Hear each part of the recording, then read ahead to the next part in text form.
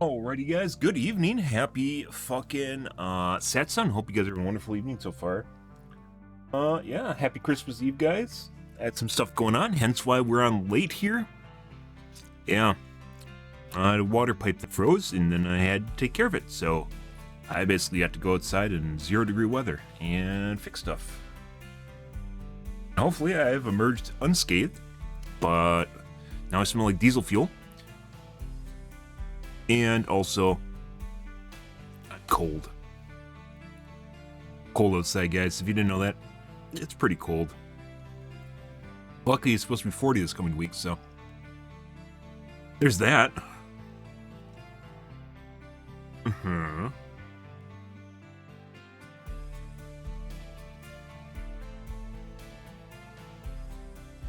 Okay, Sam. Yeah, so that's what I was doing. Although I spent the last hour just like sitting here in my chair trying to recover, so technically could have got on earlier, but I didn't. And then of course Christmas is today, so the stream's gonna be shorter in general. I got a cup of coffee brewing right now, or a little decaf brewing. Yeah, totally smell like diesel fuel now. Cause I had salamander, which is a really powerful heater, and it actually is very nice when it is really cold out. It is very nice.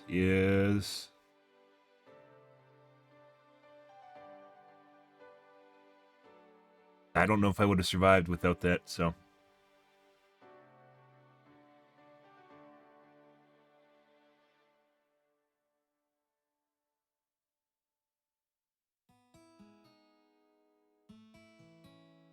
-11 Celsius is cold.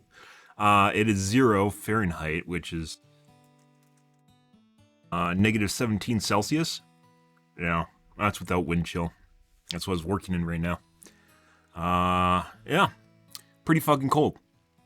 11 Celsius is cold. Yeah. I mean, I guess, depending on your tolerances, where you live in the world, sure. Uh-huh. Yeah, I was looking at my hands, because I had one of my gloves off for a little bit, and I think my hand was warm enough, but you can't always be sure, like with frostbite. It's one of these things where it just happens, and your hand, like, stuff gets cold, and you don't notice it's cold.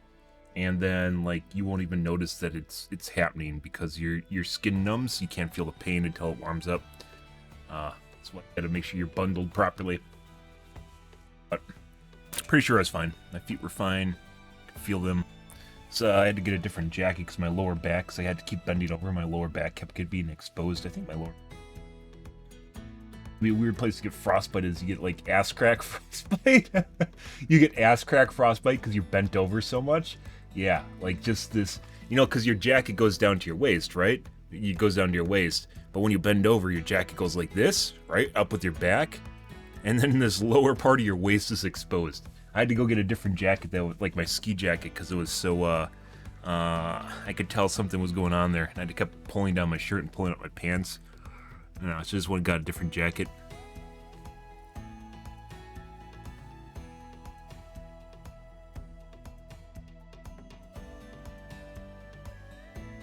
Instant death for you. I don't know if I would have been able to do that without the salamander heater, though. It's like I said, it's just an insanely powerful heater that just burns diesel fuel and just blows a bunch of hot air constantly. So it was basically just heating the outside, but it was keeping the areas in relatively warm and thawing the stuff out. Yeah, thank God for that. That would have been horrible without that. So. Yeah. Anyways, then my hair is all fucked up too. I noticed my water usage was down. I was like, that's not right. And sure enough, it's one little tiny little section of the pipe that was didn't have a piece of covering it. Didn't have a thing covering it, and apparently that's what did it.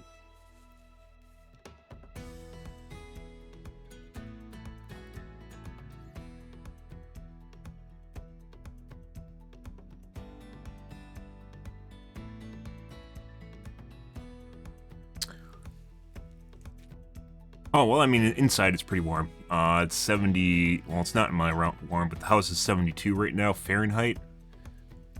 I think the room's like 69. 'Cause, temperature, the further away from the temperature you get, the more air leaks out. So they'll be warmer in the center of your house, and then You know, the further away from the thermostat, generally towards the windows and walls, it'll get colder. 72 F2C. There's some places in Wisconsin, 22 Celsius. There's some places in Wisconsin right now that don't have power, I think. Which is kind of scary. But it's one thing if you're in Texas and you don't have power. It's another thing if you're in Wisconsin and you don't have power. That being said, you can also power your furnace, assumingly you're up north, power your furnace with an inverter. So you can make it run on a battery, which would actually be pretty, I don't know how long it lasts for, but it'd be pretty interesting because the furnaces, if you live up north, are either propane or gas. So all it's basically using electricity for is like if you have hydronic for the water pump or the blower. If you have a blower, like a forced induction furnace, that's not going to last long on a battery. You'd have to get a pretty big battery. It's not the heating itself that uses a ton of electricity. It's the blower or pump for hydronic. Hydronic pumps don't use that much electricity though. Firewood, yeah. Lots of stuff starts going wrong if you don't have heat. Yeah, it's kind of weird. Like I mentioned the other day, my dad's truck had a bunch of stuff. I told you guys about that yesterday. My dad's truck had a bunch of shit going wrong.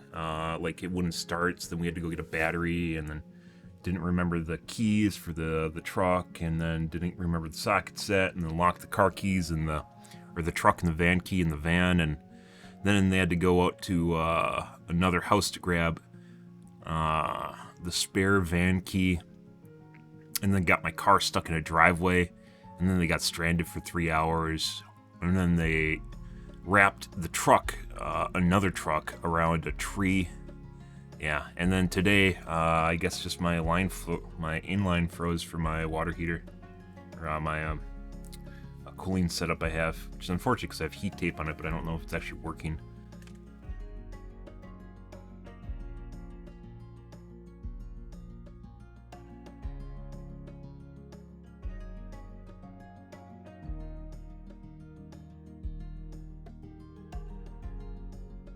Like the one little, it's the little tip. Didn't have it, wasn't warm. I thought it was the water meter, and it wasn't. Fortunately, so I have to go attach that again, hopefully in this coming week when it's warmer. But anyways, I'm gonna get my coffee, guys. I'll be right back in 1 second. I'm gonna wash my glasses too. They're dirty as fuck.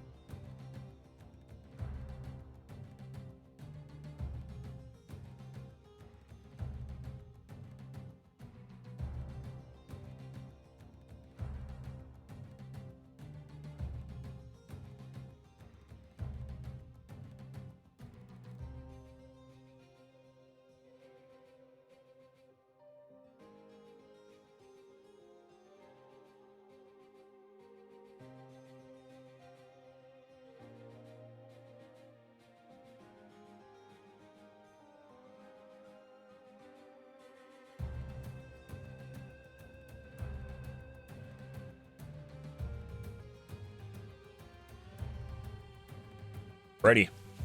So we're going to take a look at maybe a 2 video here first, guys. Like I said, it's going to be a shorter stream tonight. I have to wake up in the morning. Well, later today. Later this... In a couple hours. Well, not a couple hours. Later this morning, I have to wake up for Christmas, so...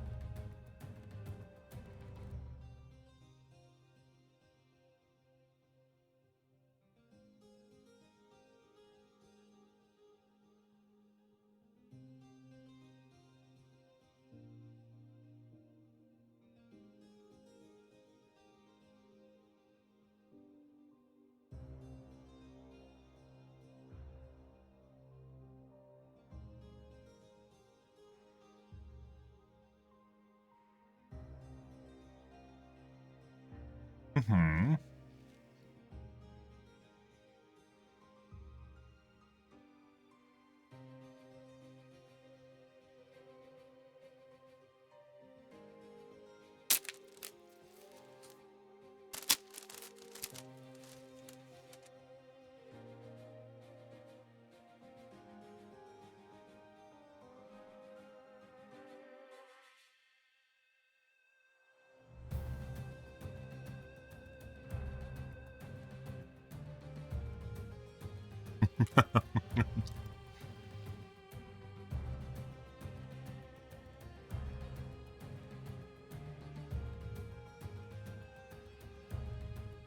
But yeah, firewood's a good backup strat. Tough to heat a home with a fireplace unless you have like a wood burner that's actually meant for it.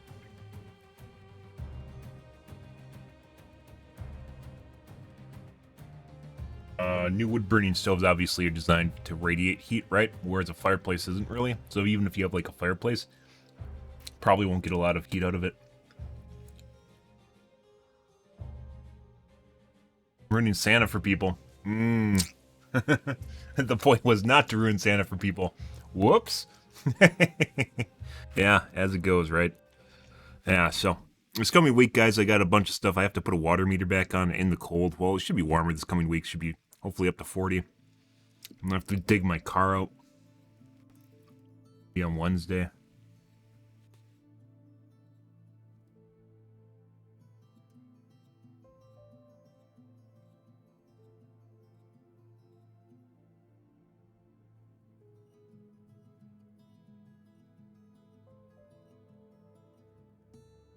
Most parents are fired. Yeah, I'm cold.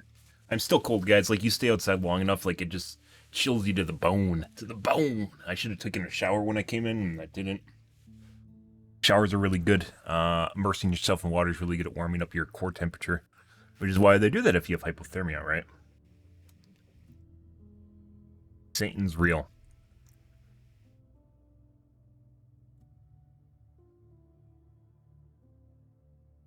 Range.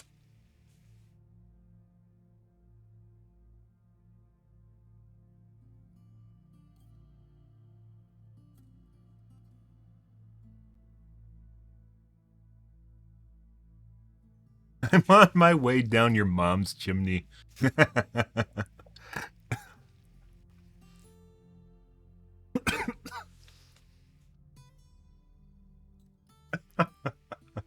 pretty good.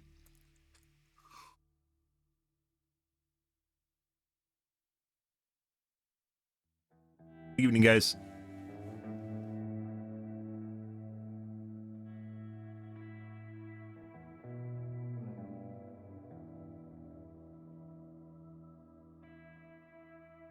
Curiously, probably a good time to actually watch the video about how to rig up your, I saw it a couple times on my YouTube, how to rig up your furnace so it works without the power on, just out of curiosity.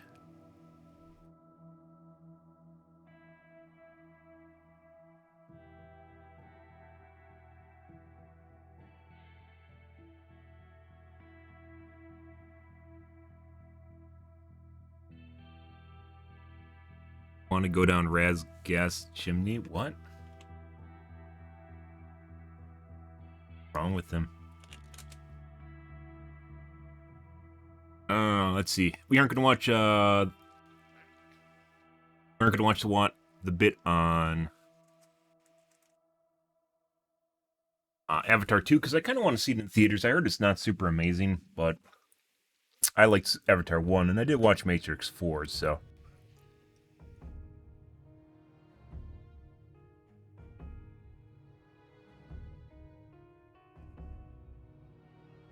let's see.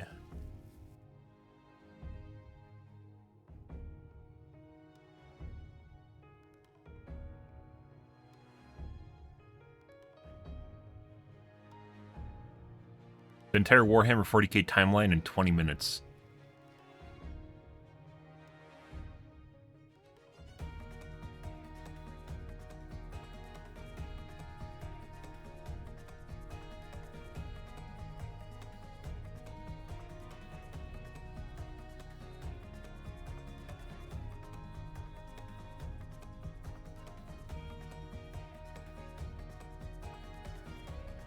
Proper people are exploring a mine now? Oh my god. The Line in Saudi Arabia, interested about that. Actually, I think it's in EMT. Or UAE, United Arab Emirates. One of the places in South, or in Middle East.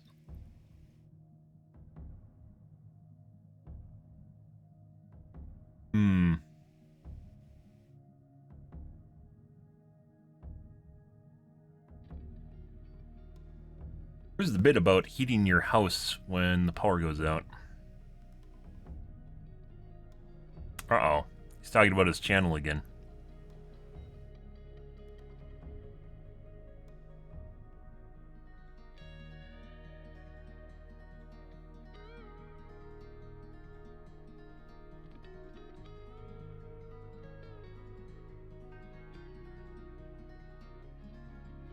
Where'd it go, guys? It was on my feed for like a week, and I didn't watch it.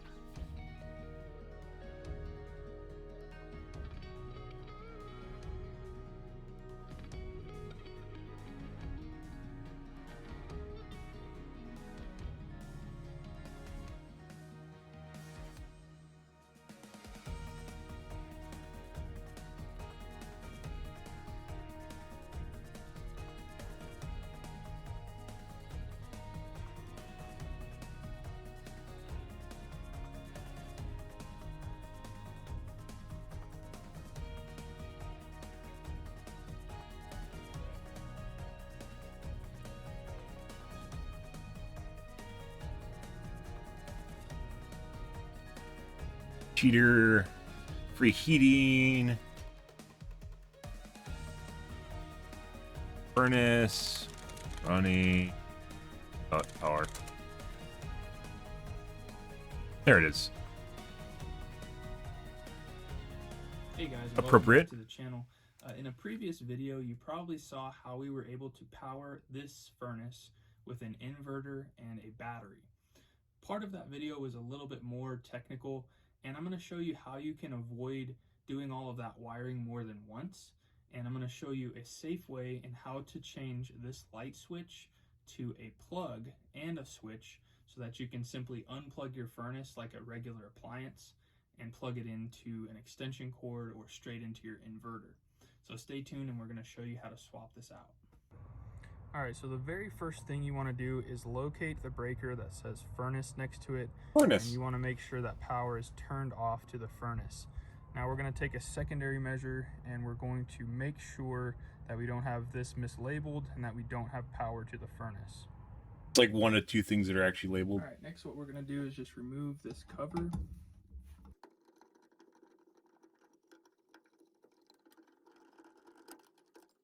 Alright, now what we want to do next is just make sure that we don't have power with our hot pin at in any area. Over safety, because this is YouTube. We got nothing beeping, so this is absolutely dead. It's the one thing that YouTube will always comment on, is safety, no matter what. So next we're just going to take this switch out. To be fair, safety is really important, right? So. there we have it. It's like watching all the videos on Facebook, like the shorts where everyone's just like save the animals. Like literally everyone and their mom. Anytime there looks like their animal might be in distress, everyone's just like all like freaking out about it. Yeah. Or if you have some sort of pet that might be slightly exotic, they're like it should be in the wild. When being in the wild as a pet obviously means you're probably going to live half your possible life expectancy and die horribly. And as you can tell, it goes into the furnace. So we're going to go on the other side of the furnace, disconnect that, and run it outside here. Just for the plug. So the actual meat of the video might have been in a different video. Power, which we're going to go ahead and disconnect all these wires, and then we're going to show you exactly what each goes to. This is our neutral here. This is a blower furnace, by the way, a forced air furnace. Okay, so which I don't think it would run long at all if it's on a battery, because blowers actually use a decent amount of power. So we're going to feed this through, and as you can see on the other side, we now have our hot and our neutral. That's what we need to connect our switch. All right, so this is going to be the outlet and switch that we're going to be using. And as you can see, we've got our two hot leads here, a neutral there, and a neutral on the other side. Now this can be configured in a few different ways, but the way that we're going to do it on this one is, first of all, we're going to remove this little tab that will, if you leave this tab in, these two will have power simultaneously, and that's what we want to avoid. We want this switch to control this outlet so that we can turn off this furnace anytime we want. So we're going to pop this little tab off, and all you do is grab a pair of pliers or your wire strippers, and you just bend it back and forth, and it will snap off. There we go.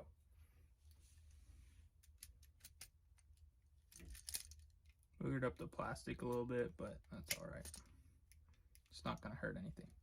Okay, so now that these are separated, our main line power is going to be the one that is closest to the switch. So it's going to be this one. So that's where our main power is going to be connected here. So we're just going to run that in all the way as far as we can go. Those are the good outlets, guys, where you put the wire and you screw it down, as opposed to having like little snaps or nuts. Just like that. Push pin. Next, we're going to work on our neutral. Cheap outlets are push pins.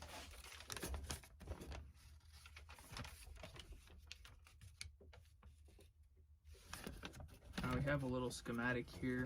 Hopefully you guys can see that okay. But our neutral will go down to this bottom part of the receptacle,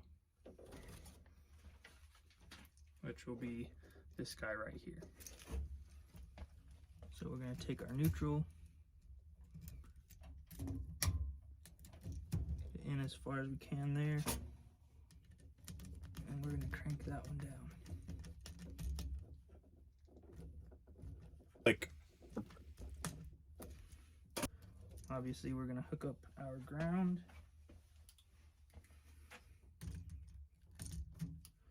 Just like that.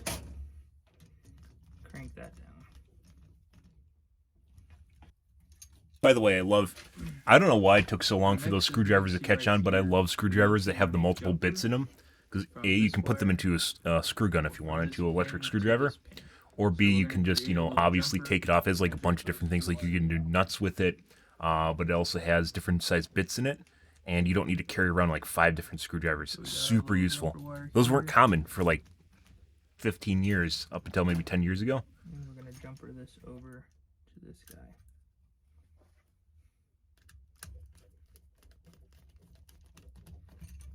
Ah, interesting.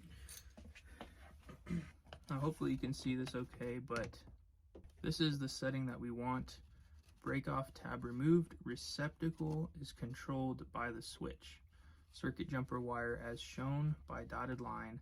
Pilot light on when switch is on. So with that being said, we have our jumper here, and this is complete. So we're going to fasten this back in place. Why would you have to use a plug? And we're done inside this junction box. We just have to fasten this in place, and then we can attach our pigtail so that we can plug it in right here.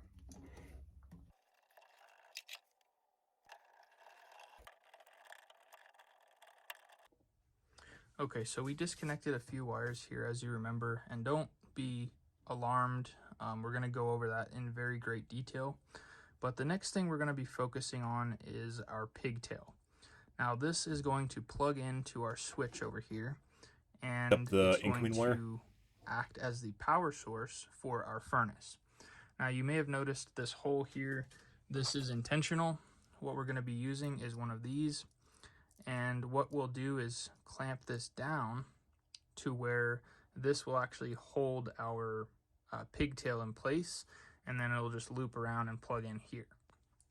And this is just a 1/2 inch, and it just threads on like that. Oh, they aren't done in the box anymore, by the way. Come on, baby. There we go. I'm gonna go to the right because that will allow. I don't understand why he's doing this there. instead of. Okay, so now we can reinstall he's effectively the making a switch. I guess you Or can plug it can into just something remember other to than do your that live coming in. first, so you don't have to do it twice. I see. So now what we're gonna do is we're gonna take our pigtail. This means you can plug it into an And external I'm actually battery. just gonna cut Easily this plug it into an external. so it'll be easier to work with.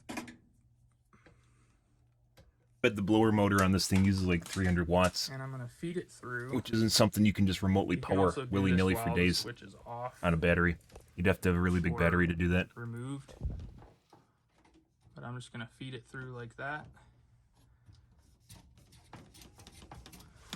And I'm just gonna take out the slack until I've got enough to plug it into our switch here.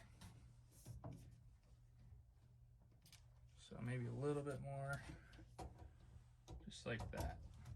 So we're plugged into the switch, give ourselves a little bit of slack, and now we can tighten these down, and that'll make sure that none of these wires ever get exposed to a raw edge.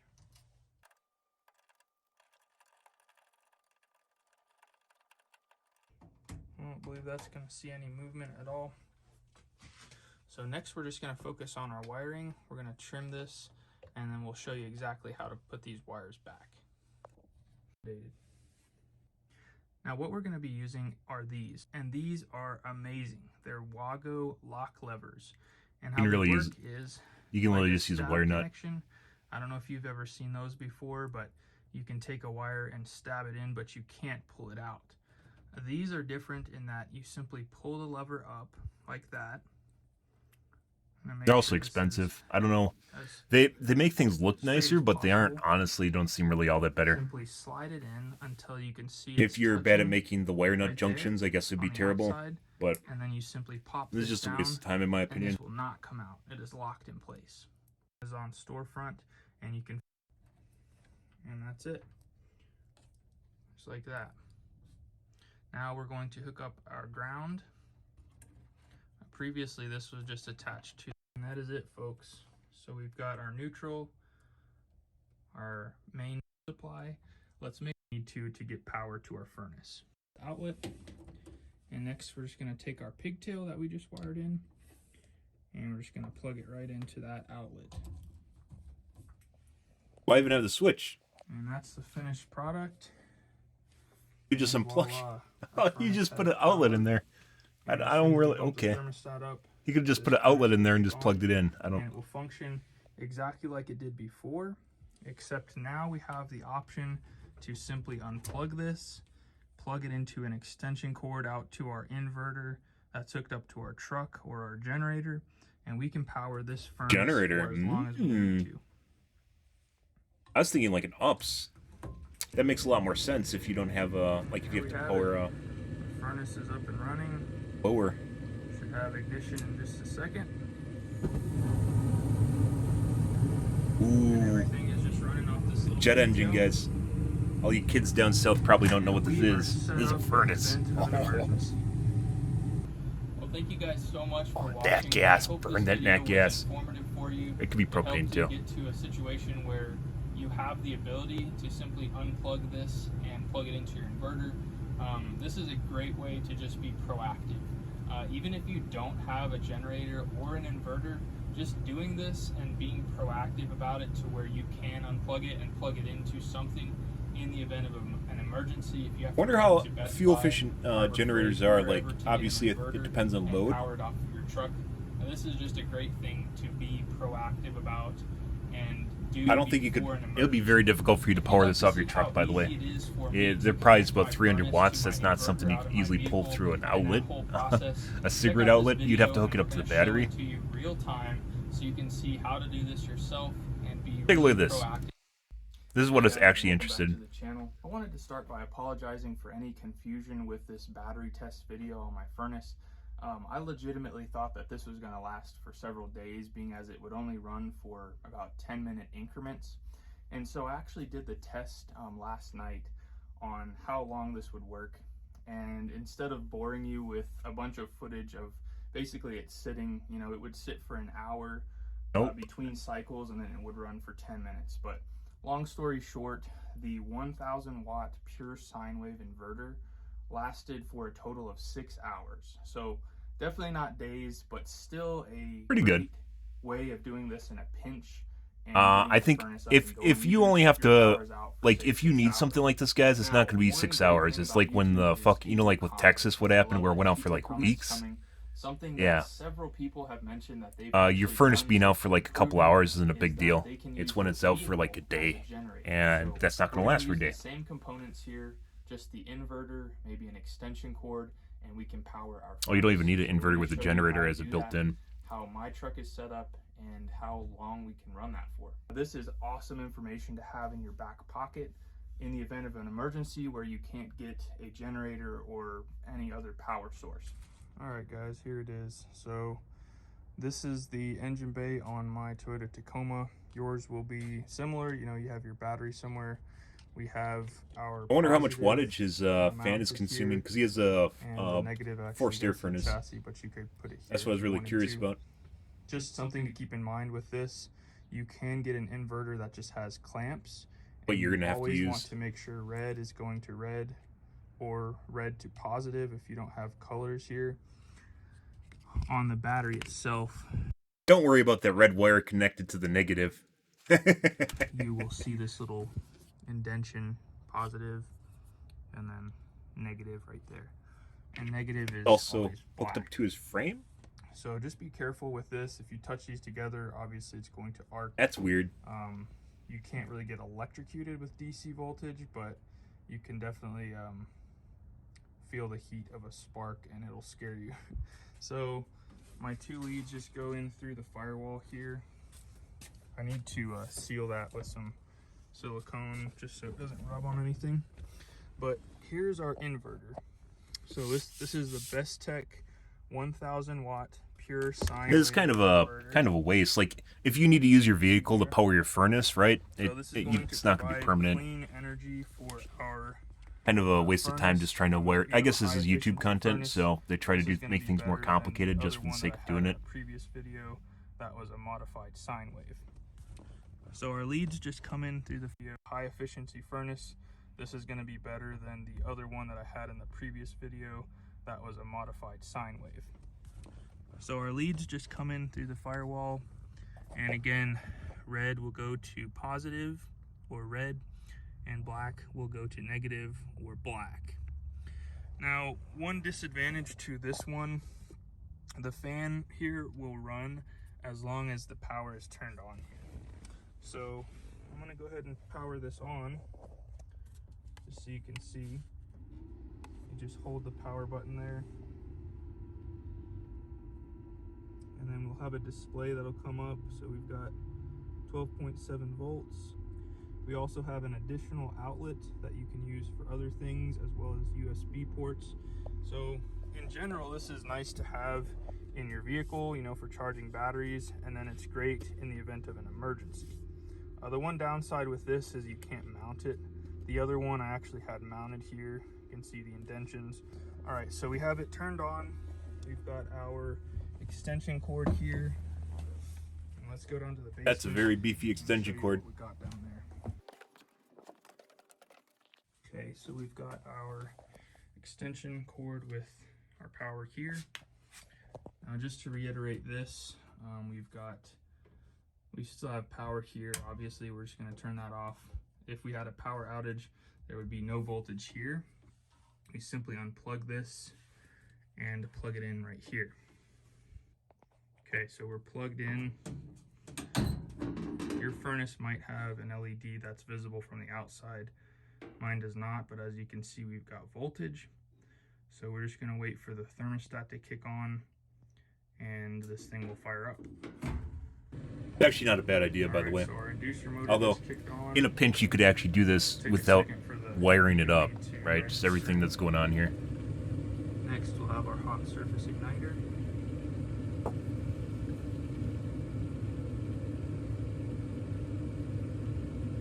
then our gas valve will kick on.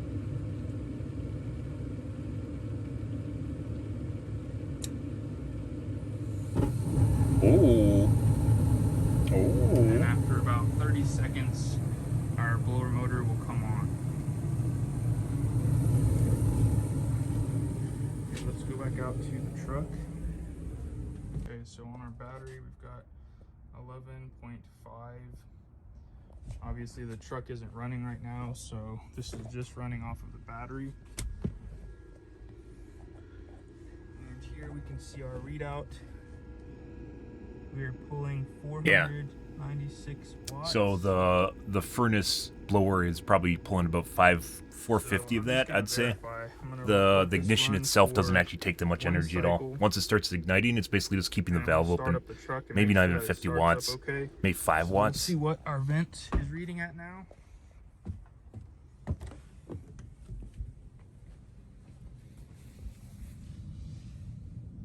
Ah, 13 so degrees. warm.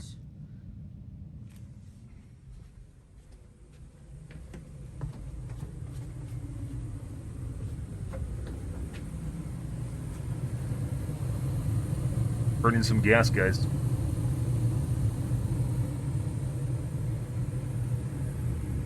This is such a good upgrade. I recommend anyone, before an emergency happens, go ahead and put this in. I'll leave a link to this video. If an emergency happens, it's still not that big of a deal. You just unhook the wires and you can hook it up to an extension cord or to a lead. Go back and check it out.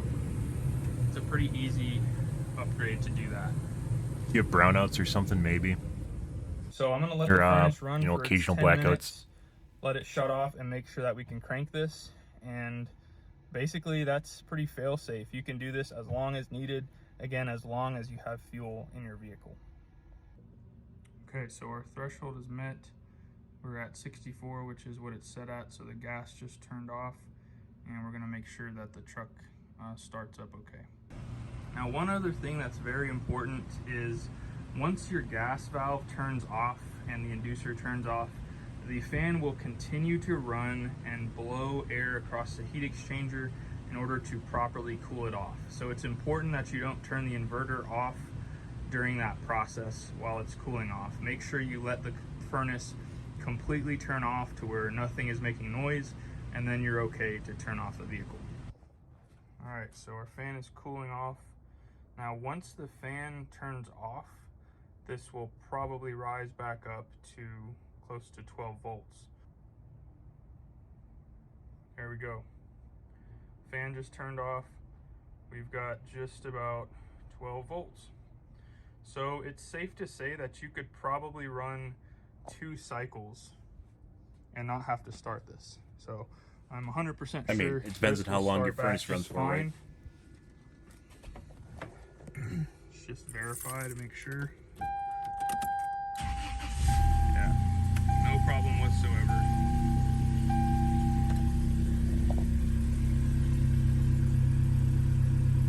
You can see we got 14 volts there, so we're going to be charging the battery back. That's also a good way to make sure that your alternator is working like it should. So I started the truck for like a second in that last clip of the video, but I didn't let it run at all. It's safe to say that this rose back up to 12.56. That's surface charge, by the way. You have to turn on the headlights for maybe about 30 seconds to get rid of that. One heat cycle. So if No, this just was that doesn't sitting with count the at all. Service inverter charge is basically what the and we batteries. ran the furnace It's up not like to continual 65 load. It's just degrees, like what's say it slowly went down until it got to it'll level off to what the actual voltage is. But one way of doing it faster is turning on your lights on your vehicle, so then it will go back down to normal faster. But yeah, this is not your actual voltage of your vehicle. This is after the inverter's been running on it. Like this will slowly just drain away until you get to the actual voltage the battery's at. It's just something that happens when your battery finishes charging. So you can't depend on a reading like this. You have to turn on your lights for about 30 seconds to get rid of it. So if you ever you test your battery on your car, you have to get rid of the surface voltage. Surface charge. A battery with surface charge has a slightly elevated voltage that gives a false voltage-based SOC reading. To normalize conditions, switch on electrical loads to remove about 1% of the battery's capacity or allow the battery to rest for a few hours. Turning the headlights on for a few minutes will also do this. I guess not 30 seconds, for a couple minutes. Yeah. So you can't depend on that reading. So he's kind of wrong about that. Interesting in and of itself, though. Like, I've never really thought about running a furnace off of a battery, or just in general, but you could definitely do that if you have... propane or nat gas. If you live down south and you get electric furnace, though, you're fucked. So, because that basically consumes, it's just a giant electric coil in there. It just consumes a shitload of energy to. I think most places down south don't even have furnaces if they have electric. Like, if you have an option of electrical furnace, you're not even going to have a furnace. You're just going to have like heaters in your room, right? Which would kind of suck, but also probably not uncommon. I don't know. I don't live down south.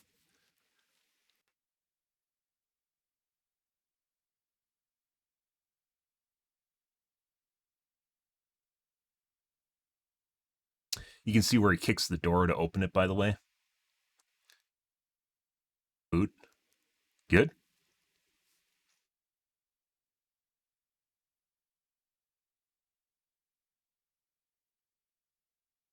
Mm-hmm.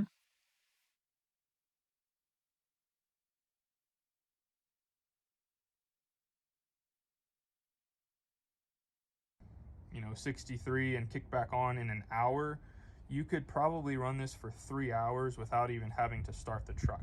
Being as you have a readout here on the actual inverter, you don't have to have the hood open or anything. Simply turn the inverter on and just see what the voltage is. And if you feel like it's getting low, just start the truck and let it run. I don't know what's considered a low voltage for a battery here, before it becomes an issue to start it. On our That's a good question right there. That matches what we just read on our voltmeter. So if this is going down, you don't have to fool with going in the truck. Just simply turn on the 12.6 isn't right though. That's literally I just wanted like to say I think your inverter in your vehicle or your your alternator in your vehicle will charge at 12.7 ish. So even though it's a 12-volt battery, it charges higher than that. But this is genius. Really good knowledge to have in your back pocket. Cool. We'll catch you guys on the next. I smell like diesel fuel, guys. Endless heat without electricity. Let's see. Is it wood burning?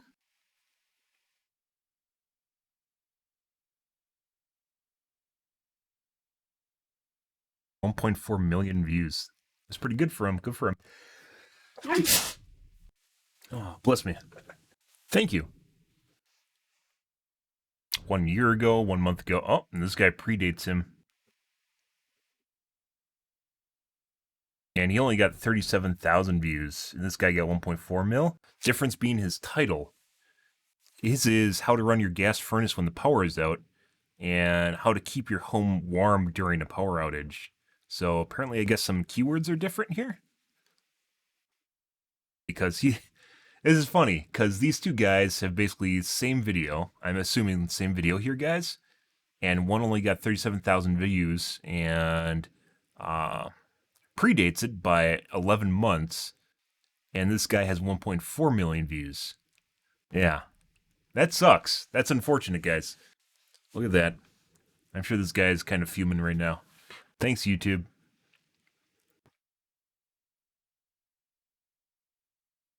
Let's just quickly take a look at this. We built an oil lamp convection heater that can heat up a 2-bedroom cabin for less than $5 a week. The heater can reach up to a temperature of 500 degrees Fahrenheit. The heater can work on different kinds of Heating oils, oil? which can be purchased very inexpensively. Heating oil is horrible for the environment, by the way. There's phases that, in terms of heating, that the world went through before we ended up where we are now. And one was heating oil, right? It was coal, then heating oil, and then natural gas / propane is where we are now. At a wholesale price of $2.50 a gallon. Stay tuned because this video will show you how to make your very own heater at home to save money on electricity. Winter is approaching and And running a nat gas space is still heater cheaper, is an I'm sure. expensive option, so we want to replace it with our convection heater. We will install our heater in our 220 square foot cabin, which is approximately the same size as In their two backyard. standard bedrooms at 10 feet by 11 feet. These are the supplies for the project. We are using steel gutters for our heater. First, we are tracing out 4 different holes that need to be cut out. So there's actually pipe you're supposed to use for like this extremely hot project, surfaces. we are It's like using double a 50 walled. caliber metal ammo box. All the parts for this project were about $100 combined. Most of these parts were purchased from a regular hardware store. The ammo box was purchased on Amazon. We are using a hand grinder to cut out the holes.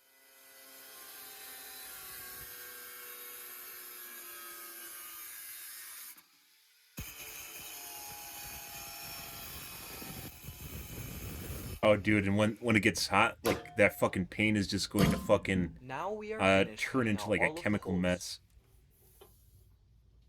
Boy, guys.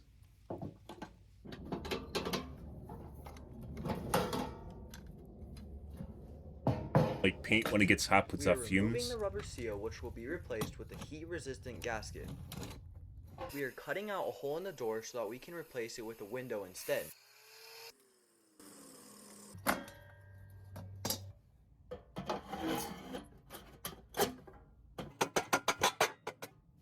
We use JB Weld to join all of the pieces together.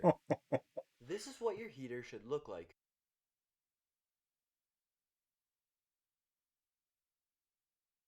We had someone make us a piece of high heat resistant oven glass which we installed over a high heat resistant gasket. We installed that's like the only thing that's designed inside to seal the door. We are using a concrete board as a fire resistant material which we painted black and installed onto the wall. Like none of that stuff is heat resistant in any way, shape, or form, except for that specific thing that he got. So that we can monitor the level of the oil. We 3D printed this support for a standard computer fan, which will be used as a blower for our heater. Holy shit. We are using 10 braided oil lamp wicks. We are very impressed with the final outcome of the heater. It performs a lot better than what we imagined. We ran the heater every day for 7 days, 12 hours a day. Each time, the oil level on the storage container drops about ½ inch to 3/4 inch. The storage container can hold ½ a gallon of oil, and it takes approximately a week to go through a whole gallon of oil. The heater is giving off a tremendous amount of heat.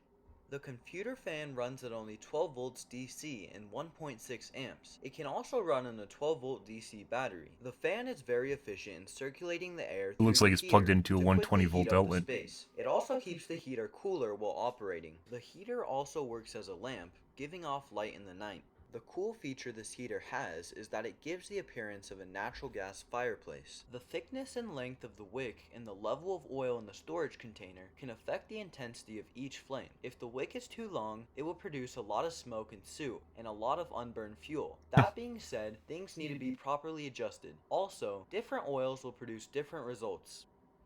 We are going to measure the temperature at the output. It is around 452 degrees. Now we are going to measure the temperature of the input. It's around 77 degrees. The temperature of the exhaust pipe is around 134 degrees. What? The top of the exhaust pipe is 103 degrees. The top surface of the heater is very hot and you can... So, why would the exhaust be cooler? It would be cooler than the forced air intake closer to the flame. But I mean, it would come up through the vent here and would heat up the vent to basically the same temperature as inside the furnace.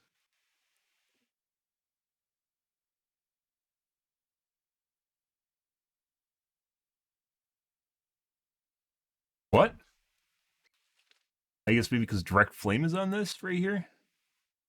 By the way, this is just a horrible idea. It doesn't even look like they have the same pipe in here. If you look at this, it looks like some sort of black pipe in here. Which, by the way, this gutter pipe totally is just going to go to shit immediately because it's not made for that kind of heat. You can probably cook something on it. If you've made it to this point, please subscribe to the channel. I would really appreciate it as it helps support me make new videos just like this one. What we really like about this heater is that there are no fumes inside the cabin. That's a huge fire risk. Behind the heater, there is a pipe for fresh oxygen intake. Also, there's a 1-inch spacing between the concrete board and the heater for safety. The pipe at the bottom is for air intake, and the pipe at the top is for exhaust. A cold front came through and the temperature dropped. Outdoor, it is 11 degrees right now, and indoor, it is 79 degrees. We have a second thermometer to confirm that. Well, that doesn't mean anything. They could have a furnace on in the background or a electric heater, and you wouldn't even know it.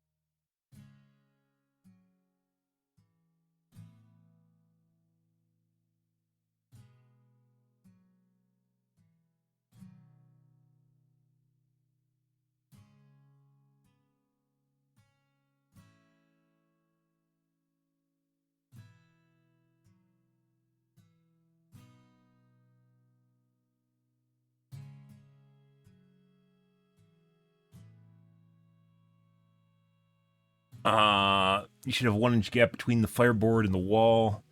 Otherwise, the fireboard will transfer heat to the wall behind it. So, fireboard and like concrete board and stuff like that is designed in a way where it literally is an insulating value and it won't transfer heat. Maybe that might be a regulation or something. So, if you aren't doing it to regulation, that's a problem, right?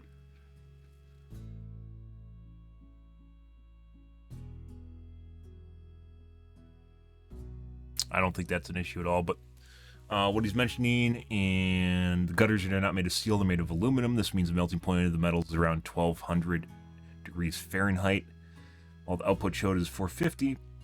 Spots directly over the flame will be much hotter at the melting point. Better off using copper gutters. Copper's melting point is around 1984 degrees Fahrenheit, excuse me. So copper gutter comes around round. Copper gutter would be insanely expensive too, by the way.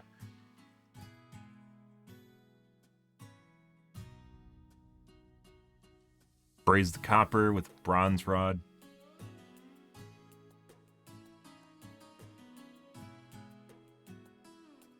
JB Weld breakdown over time. I don't think JB Weld, maybe there's one that handles high heat, but I'm pretty sure JB Weld also just goes to shit from heat for sure. It's not made for heat.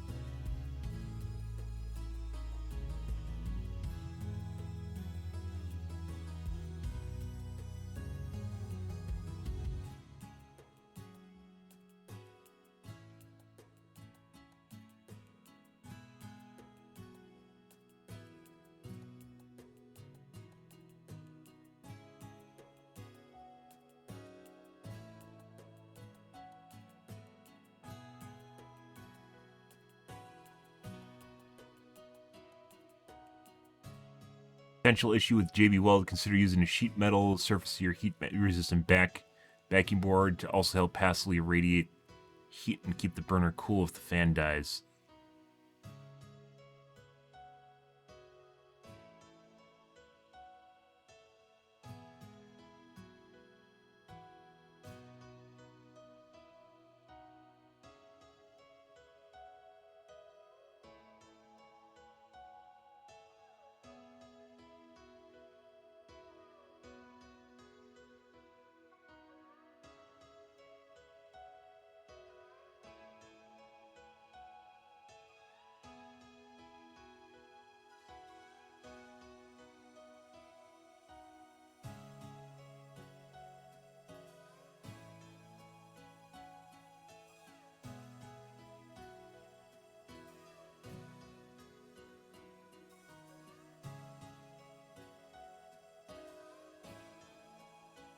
Question: if you want to ramp up the flow of air, how would you do it?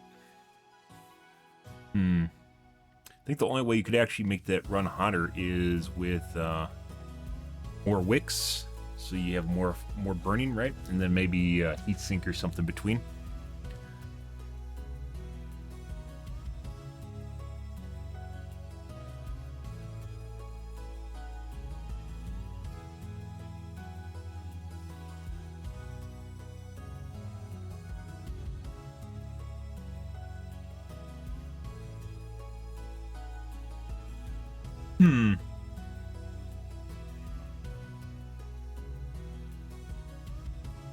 Okay.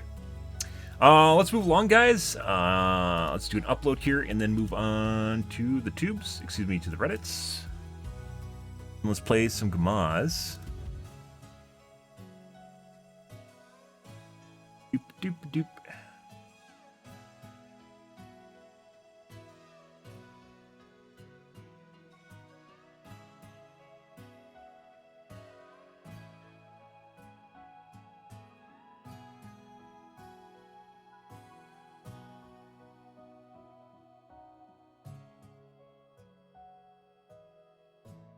Yeah, don't know why that is private.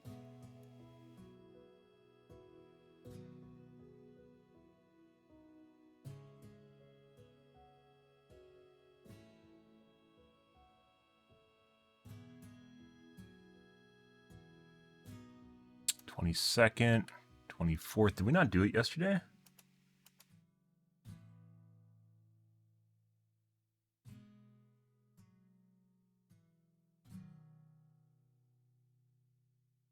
Oh. Okay.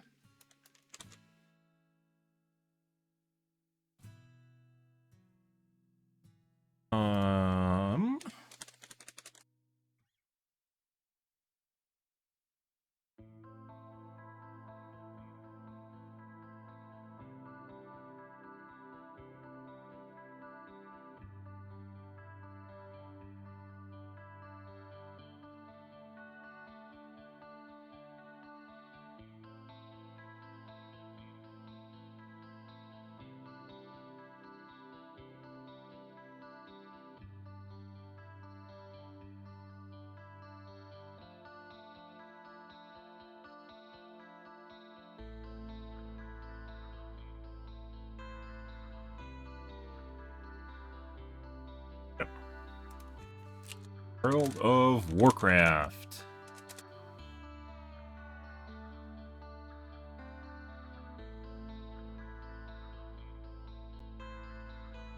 Third, not 24th.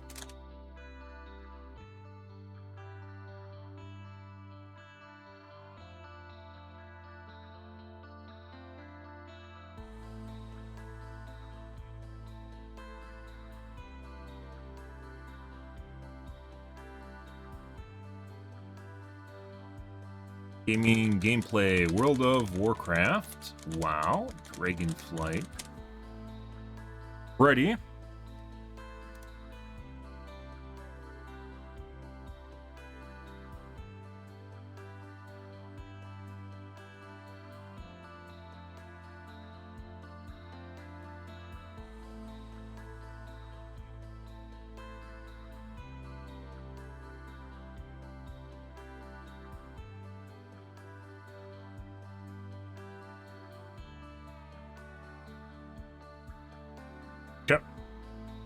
Good. Let's see what's going on the Reddits, guys. Oh, got some hate mail. I love hate mail.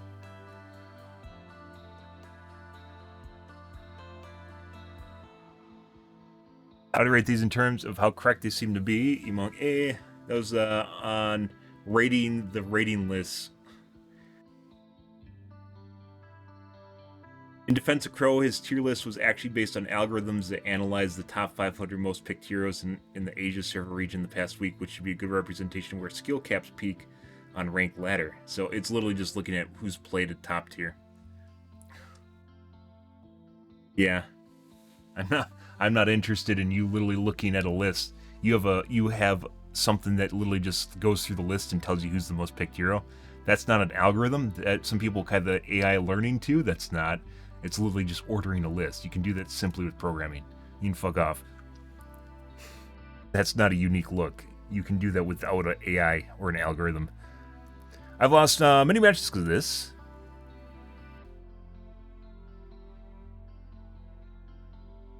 Throw the biotic grenade into the Roadhog.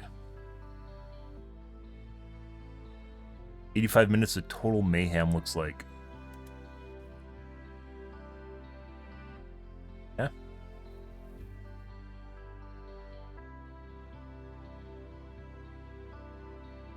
It's 85 minutes of your life you'll never get back, guys. I'm still playing Overwatch, by the way, off stream. Still doing that. Getting better at playing Pharah, too. Good, good, good. We will be going back to Overwatch 2 at the end of, well, this Tuesday, actually. Is when I'm cutting things off for WoW.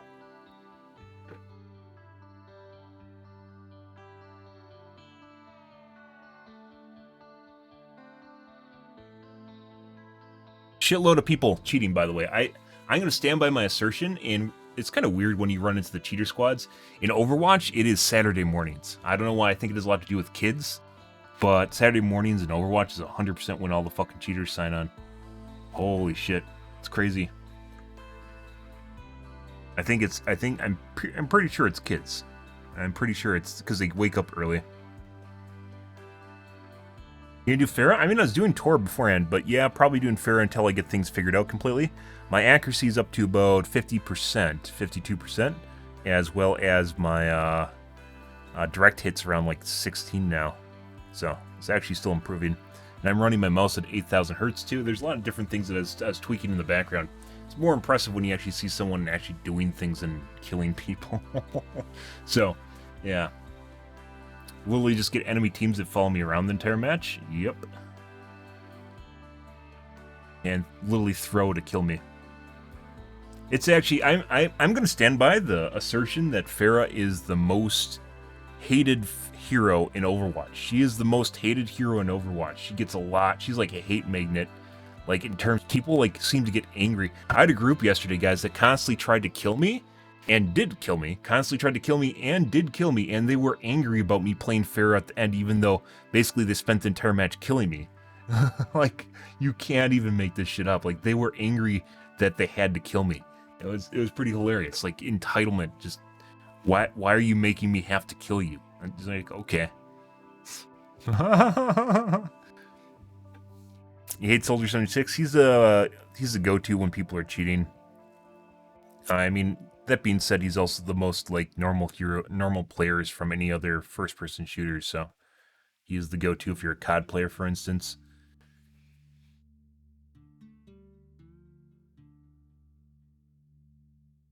The Andy Reddits.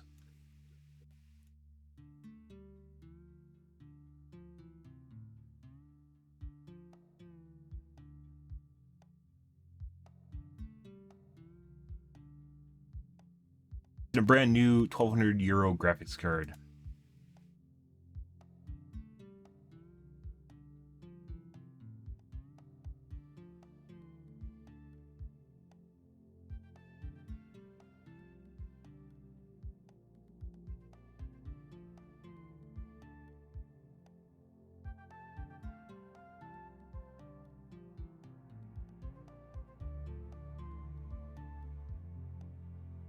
Apparently the thermal pass was done poorly. Fucked up his Tim's. By the way, this is one of the reasons I don't like repasting cards is because you can fuck up your Tims, and then it fucks up your memory temperatures unless you have extra Tims laying around, which almost no one does. Tim is a thermal interface material, by the way, which is this. They're the little like sticks of gum that sit on top of heat sinks. They're thicker. Kind of curious why he has so much of a problem here. It doesn't look that horrible. Oh my god, he used a Q-tip. Wow, look at this really expensive thermal grease that he used. What?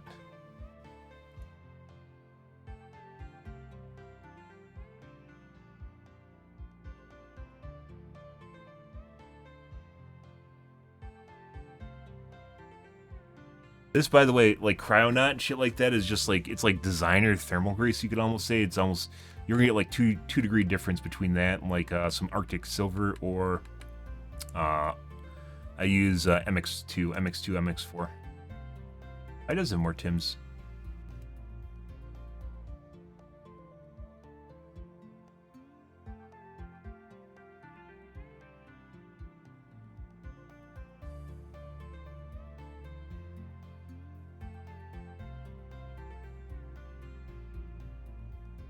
So many fucking angry people, guys, with AMD now. This is crazy.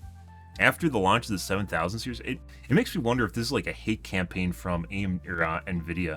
There is so much hate in the comments for AMD now. Like, look at this shit, and it got a lot of upvotes. Sure, you shouldn't have to fix something that's new. I can't imagine it dropping it by 30 Celsius.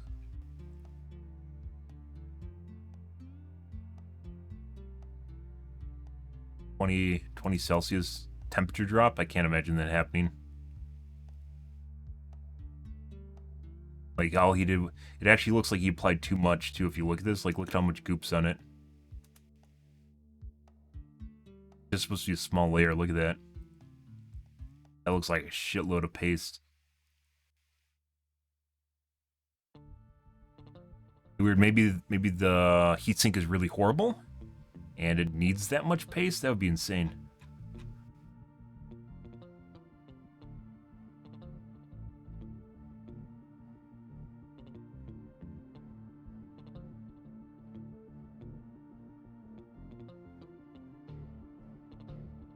You just put 1 kg of thermal paste on the die. Yeah, no shit. Like, that looks worse. This looks worse than what was on there. I don't know why it would be so much better. Which is another reason, once again, some of this feels kind of engineered. Like, I've seen cards with way too much thermal paste on it, and that's not one of them. Too much paste on the die. I should have used a cross method. Methods don't matter. There's definitely too much paste on the die, though. No, that is going to issue the comments of what kind of method should you use. No, you should always use a spread method.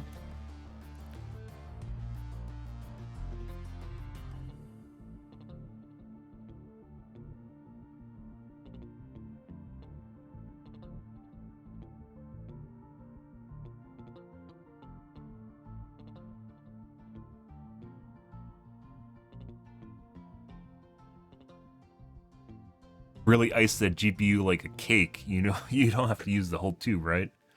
Yep. Yeah, I can't actually imagine it being, like, it doesn't look that horrible. Like, I can't imagine this being that much better. Something seems weird here, guys. Like, look at this. This isn't horrible. This is actually what it looks like when, see, the spots here are actually where it, there's uneven spots in the GPU die, and that's actually where it gathers, like, the paste in the center here. It's not because there isn't a lot of paste. There's almost no paste here generally because it's been pushed out. So the die itself for the pad is probably uneven, or the heatsink is uneven. It's really weird. I don't know why this would be this much better. Yeah, you can see it right there. And it looks like it's smushed out properly. I don't actually know. I don't know what's going on there. That's kind of weird. This whole post is really weird.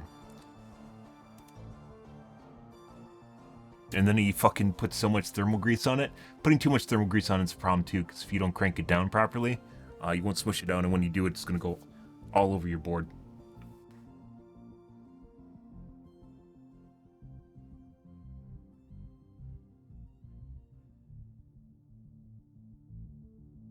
Oh, have I gotten any WIA errors, guys? It's been a while since I got a WIA error.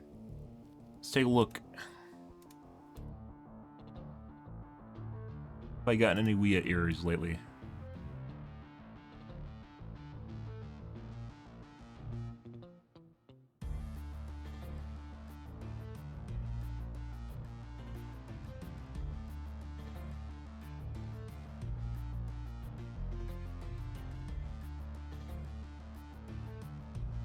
Nope. Not since the 10th this month. Yeah.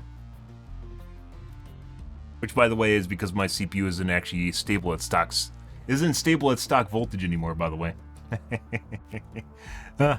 Just trying to make it by until I get my my X3D, my 7900 X3D, or maybe 7800. I don't know which I'm gonna get. Whatever's available. Probably what it's gonna turn into.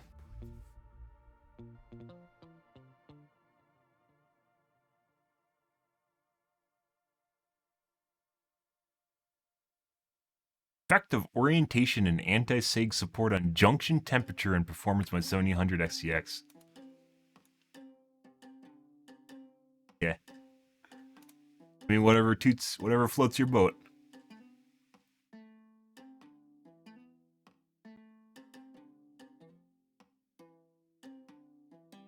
Junction temps on reference 7900 hitting 110 degrees. Testing data.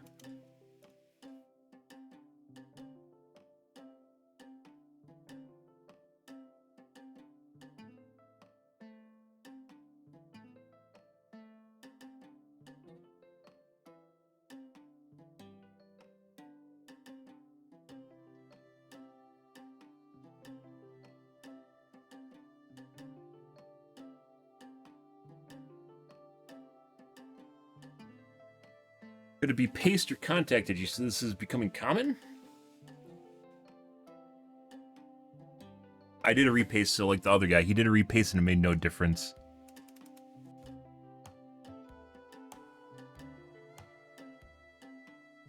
Maybe you have to cake on a lot of paste.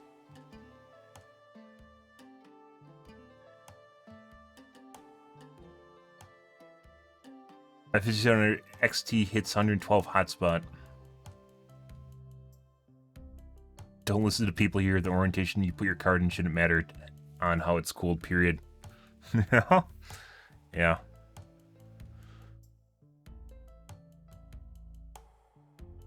What if you rotate it 90 degrees? Fuck off. What if you tip it upside down? Have you considered tipping it upside down? Maybe rotate your case 90 degrees. Maybe 180? Maybe 360. It has to be a contact issue. If this is becoming an issue, it has to be that the contact between the cooler and the die is not flush properly. Or it's just designed to run that hot.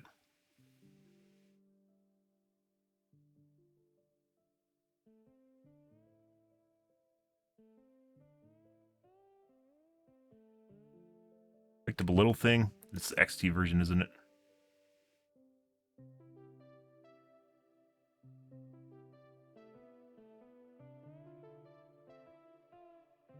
Apparently it comes with a really expensive looking case. Bought a very expensive video card. Good for him.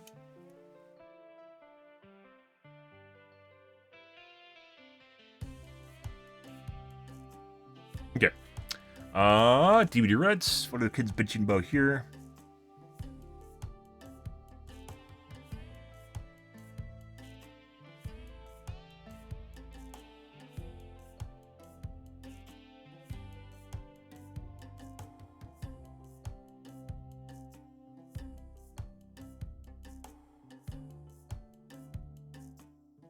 Doctor kept our team hostage in a game of you won't finish with a gen. You won't finish a gen.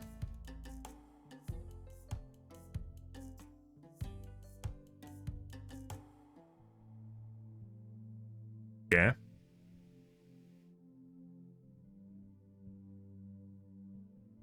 They didn't. He didn't do that, I guess. Good for him.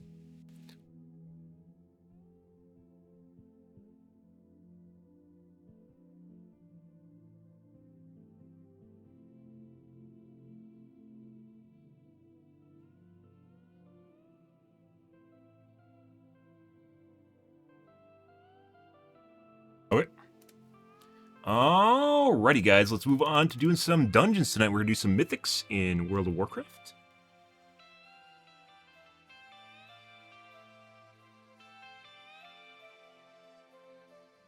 Good.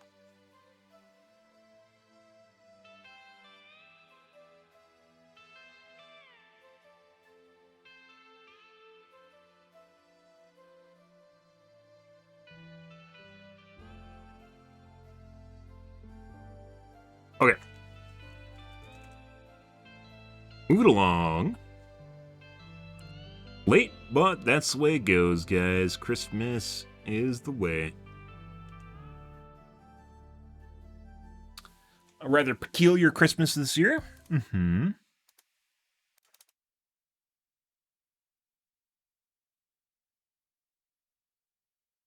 I'm gonna plug in my Nostromo, wash out my coffee cup, guys, grab a soda, and I'll be right back.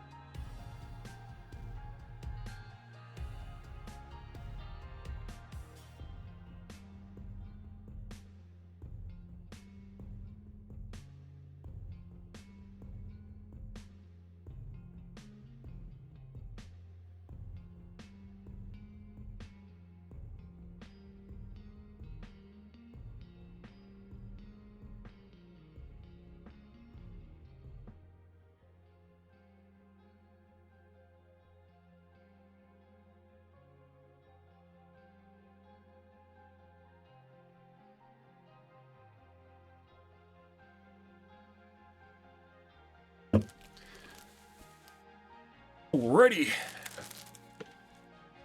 Okay.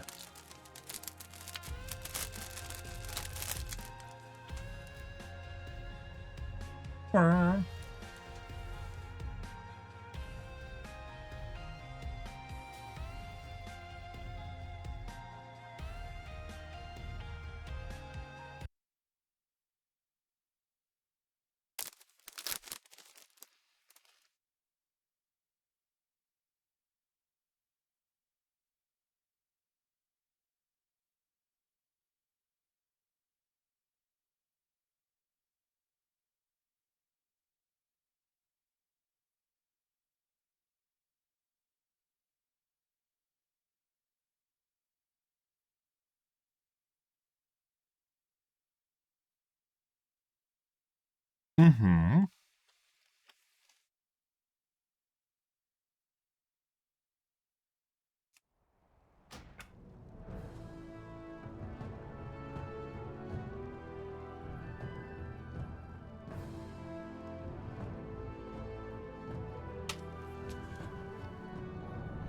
Righty, guys.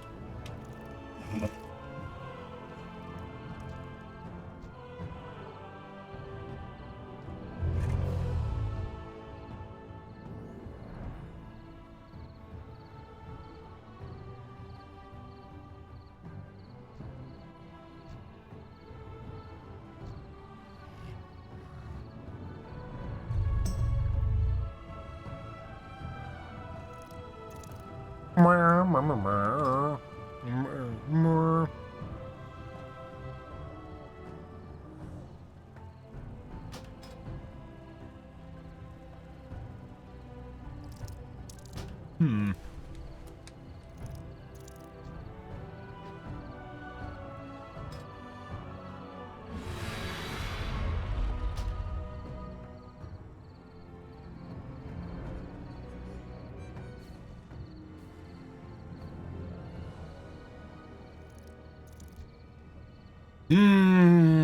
Okay.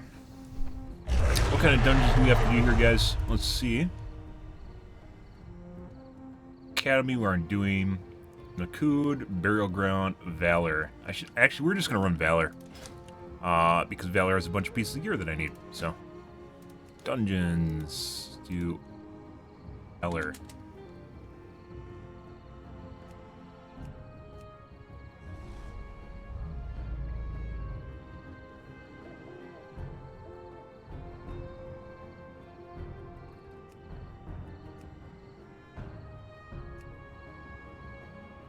We aren't gonna be super picky.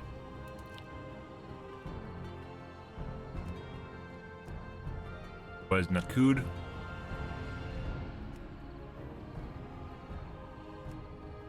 that the one that just declined me? I don't fucking know. I think so.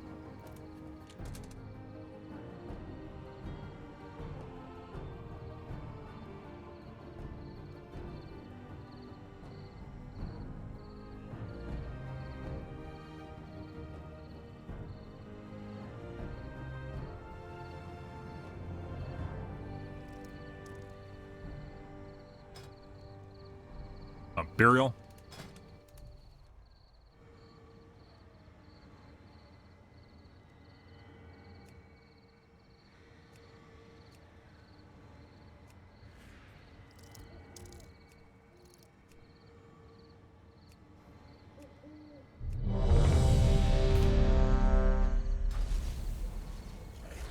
Hello.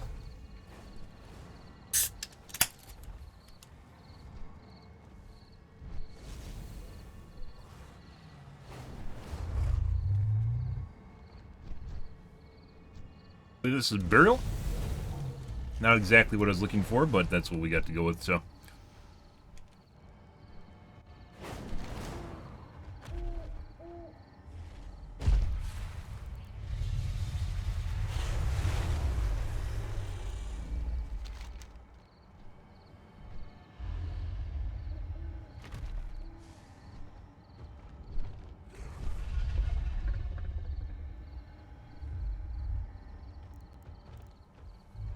Button to hide everything? Oh my god.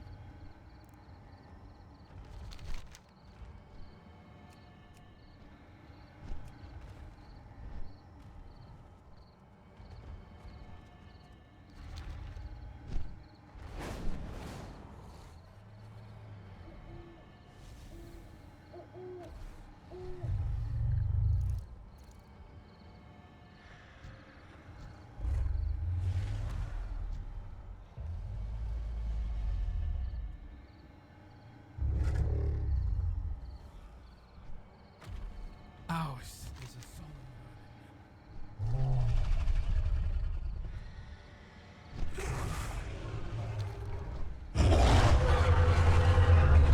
God, the dragons are so loud.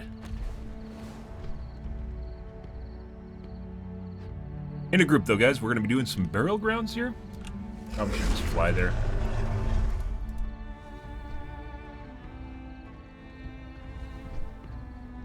He's summoning me soon.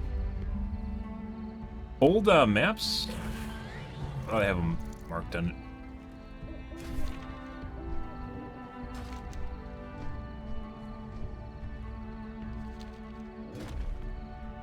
The Mythic Plus. Last Burial Grounds was a 9. This is a 12. 13 yesterday. I'd rather do Halls of Valor. But go with this for now.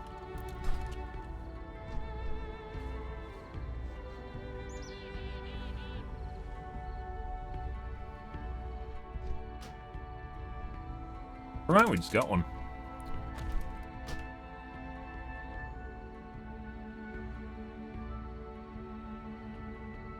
Good.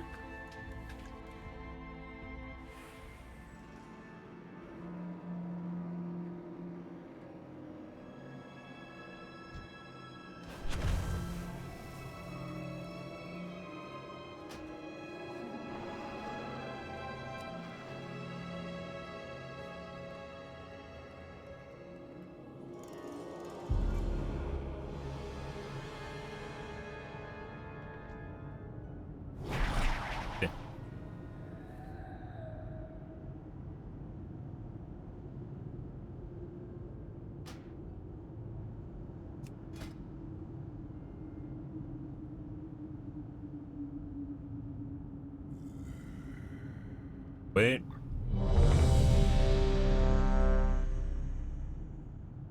Must be nice to have your drops, guys. Must be nice to get drops.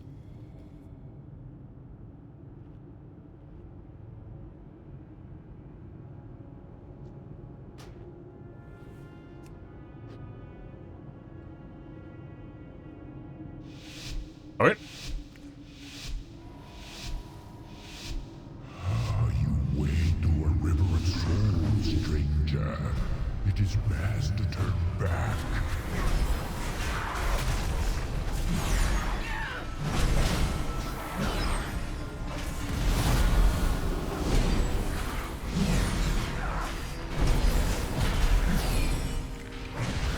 Marked by lightning.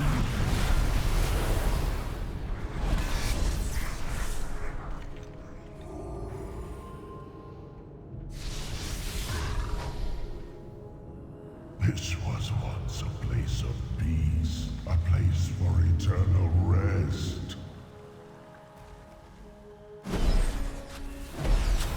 Rivers of the damned, rise. Rise in the name of darkness.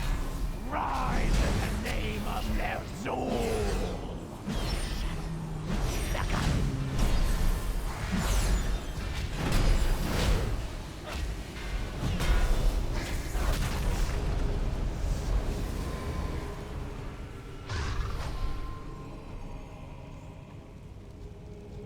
Sucks.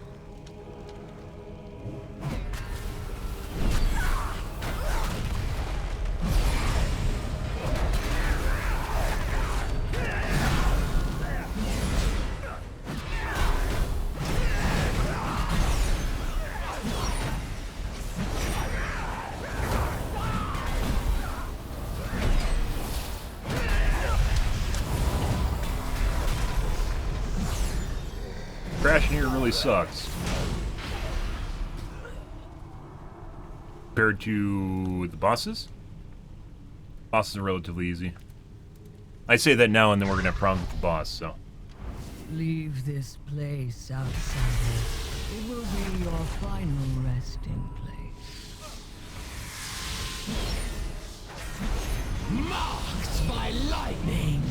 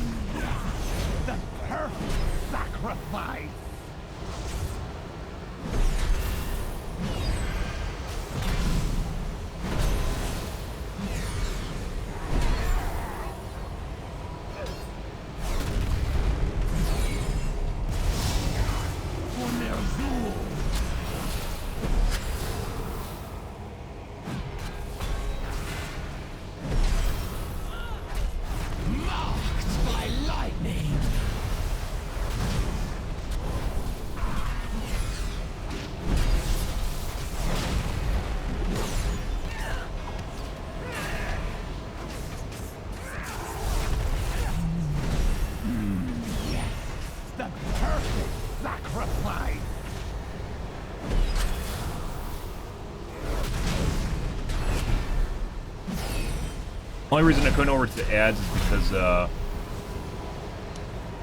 DPS is dead and I don't want it actually getting back to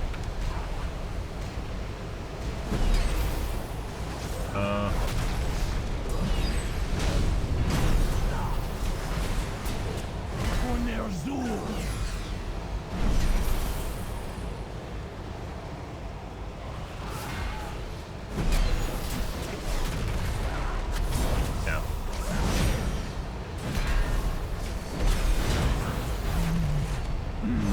Yes, the perfect sacrifice. The elements answer to me. That fucking voice line is so fucking terrible.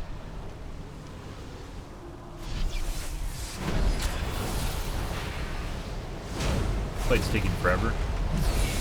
The dead shall rise again. Ugh.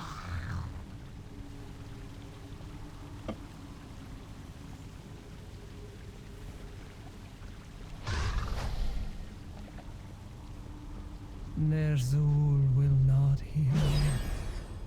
He hears only darkness.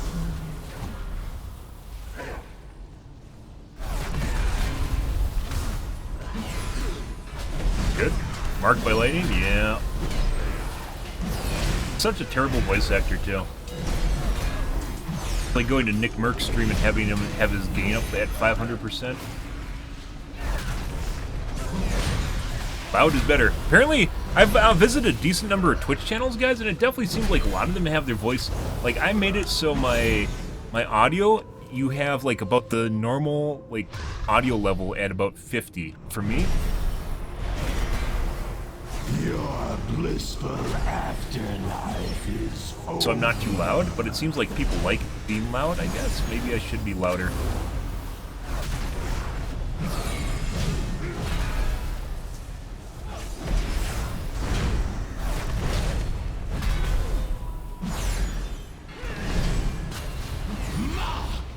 Your blissful afterlife is over.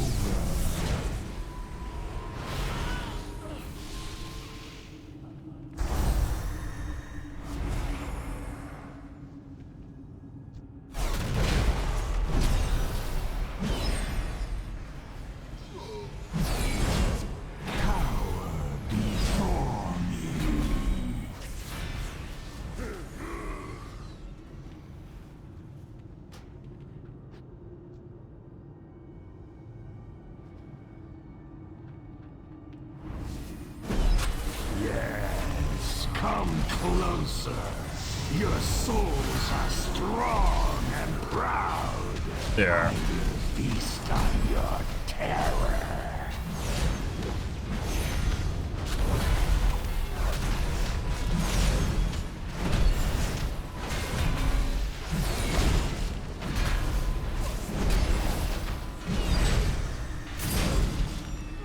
None escape the void.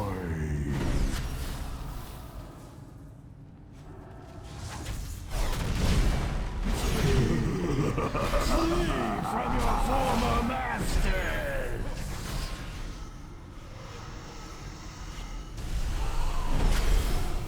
The elements answer to me.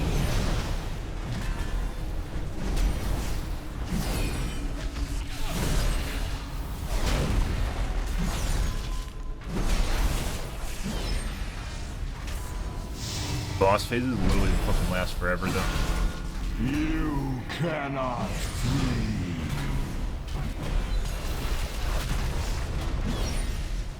Guess it is 12, so.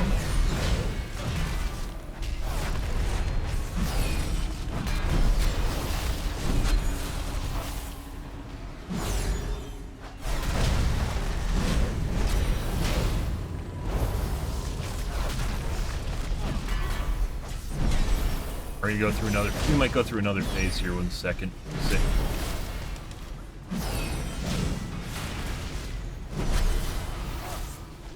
None escape the void. I did. I did. Yeah. Flee from your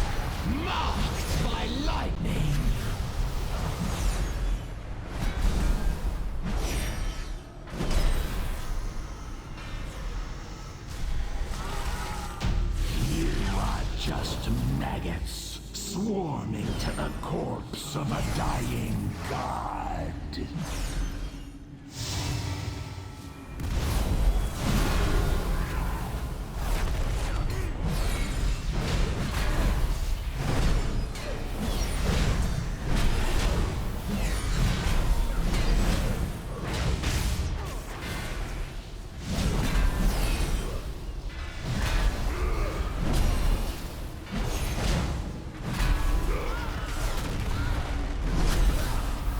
The fuck did that guy escape? Huh. Apparently they got one of the mobs off of me. Or I didn't get aggro on it. Like someone dumped all their cooldowns on it and then they just kept shooting it. People in general, like, obviously it's the tank's job to hold aggro, but they're really fucking stupid when it comes to taking aggro. All they have to do is literally run over the top of me and like they wouldn't get aggro anymore, but instead they just keep firing at the mob instead. Like it's like some sort of personal tribute to them because they stole aggro from the when I have very light aggro when I first pull. They stole aggro from me and it's like a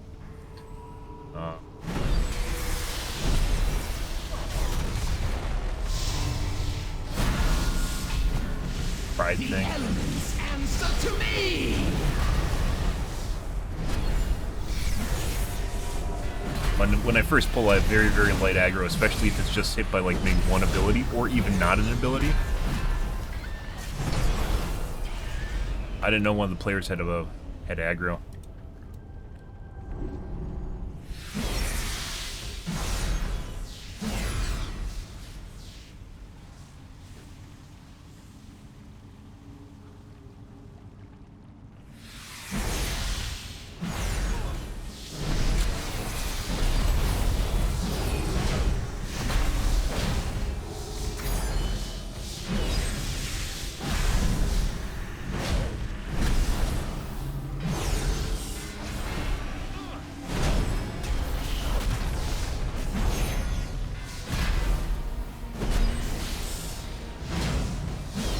Those little spiderlings, by the way, have like no, they do like no damage, which is why I didn't stop for them. Crash.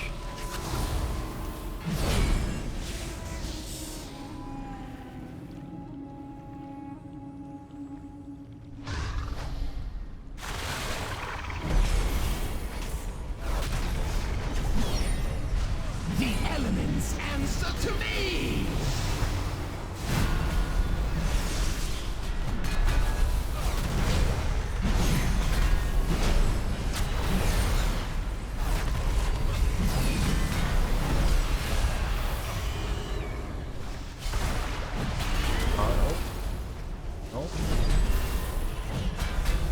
Get rid of that.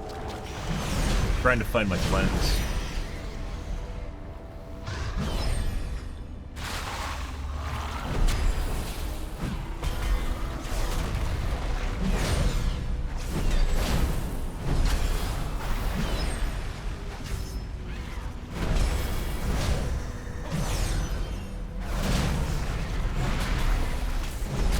We're gonna save Sentinel, Revenging Wrath to the next boss, which we're right next to.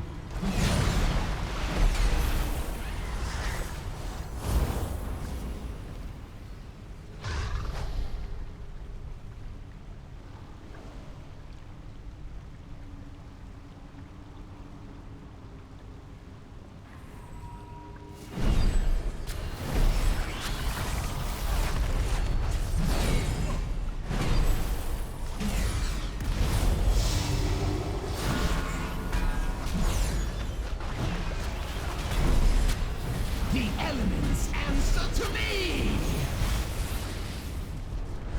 You gotta be fucking kidding me. Fuck is that?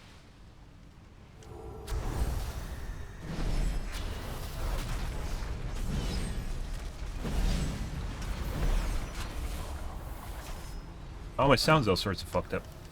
Fuck, why am I getting... Was he got hit by the other one?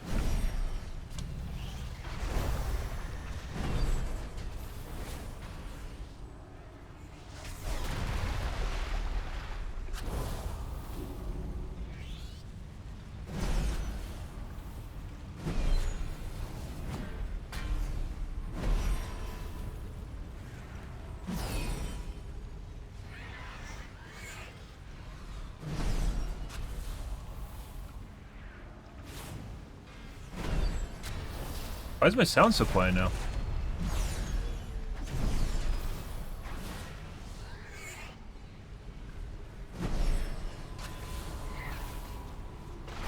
Marked by lightning. Oh.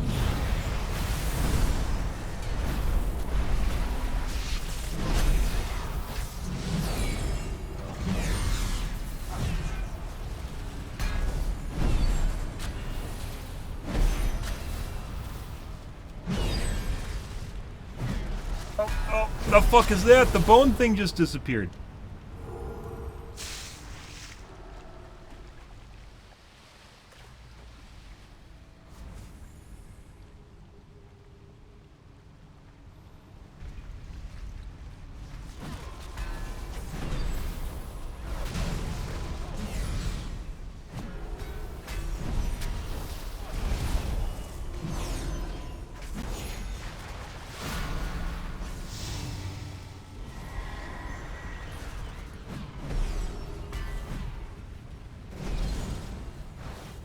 Get healed when we get sucked in.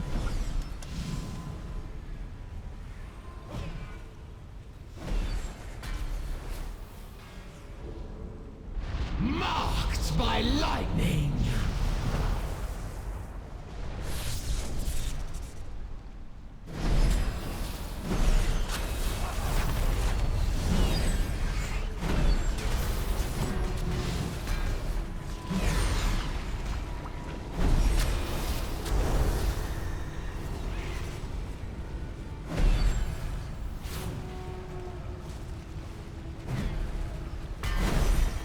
That guy doing? I guess he thinks he can take it. I guess he did take it. We didn't actually get aggroed. Or he didn't get sucked in. That's kind of weird. I don't know if he has a CC or something that was helping with that.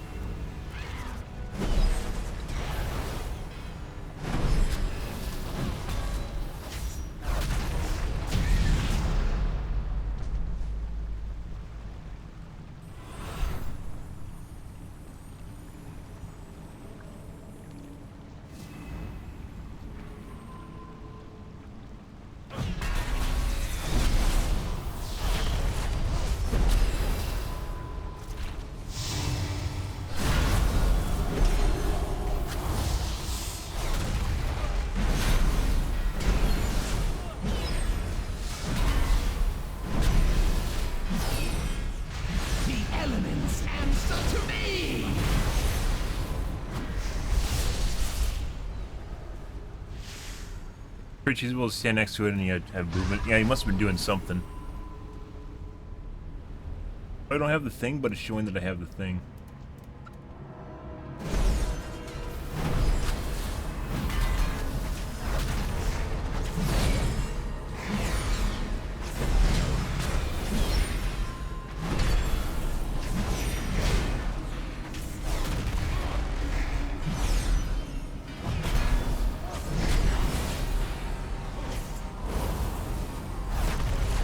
God.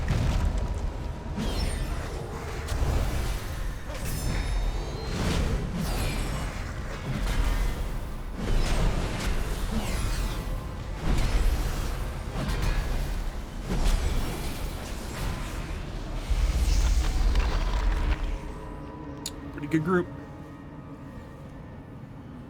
The darkness, it flows within me.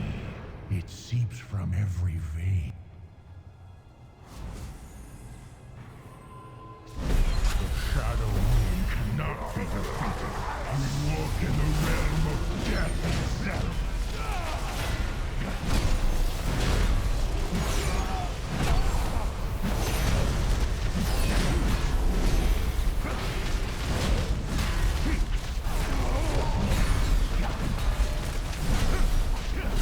Marked by Kindling a home shadow.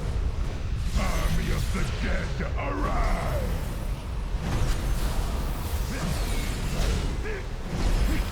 We actually walked through that before, like the shit. Didn't seem to matter that much.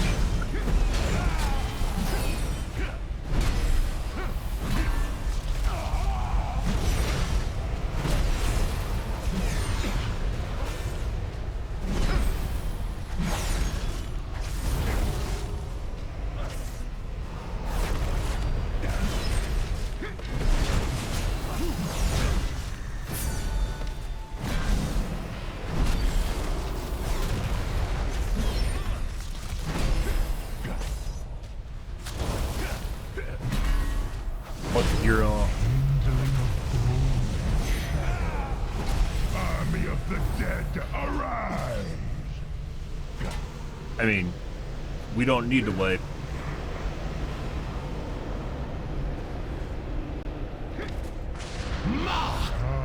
I feel the void cold. Okay, I don't know why we wiped just now. We were missing a DPS.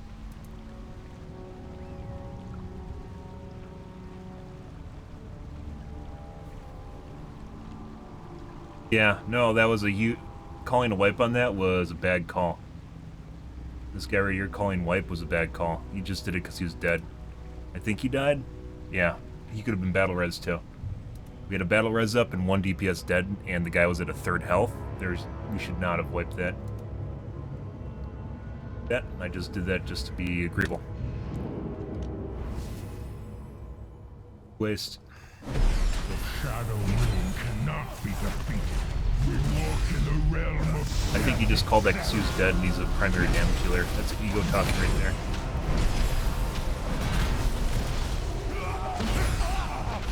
Like, he's top on the damage boards, but we could have rezzed him.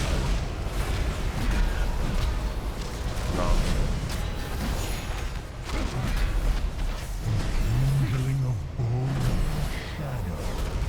Army of the dead, arise!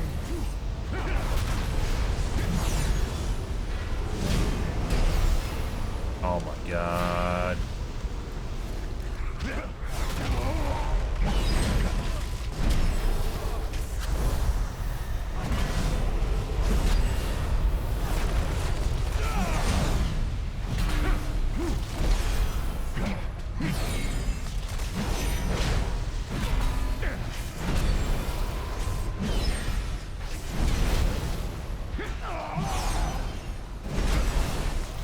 The elements answer to me!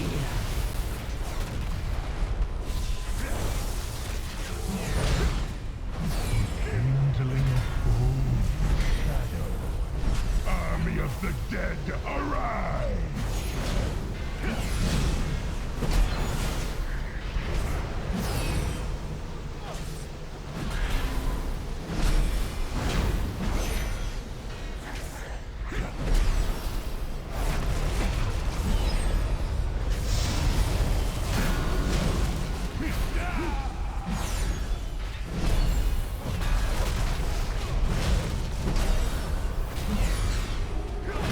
I think last time was too close to one of those and people are getting hit by the damage.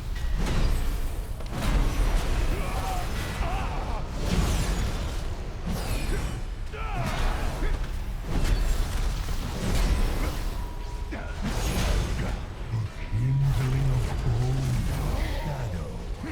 Army of the dead, arise!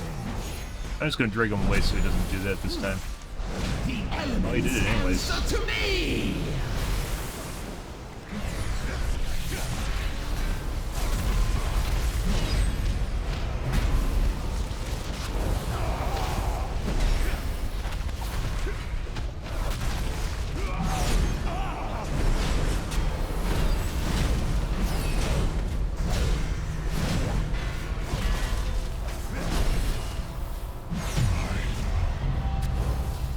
Will ripple across eternity. Group.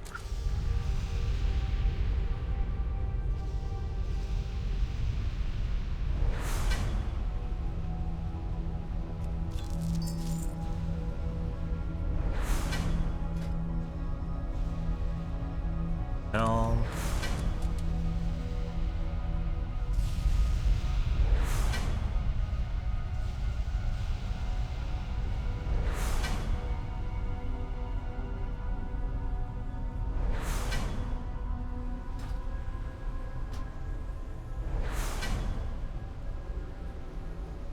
Okay, well, we did that. And I think we got our log here real quick. Yeah, we didn't need to wipe that, by the way. We 100% didn't need to wipe that. It was just the primary damage dealer knee-jerking on that.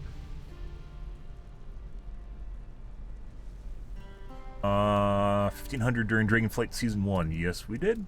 Good. Conqueror. I think there's a higher level one, though, for like 2 rating.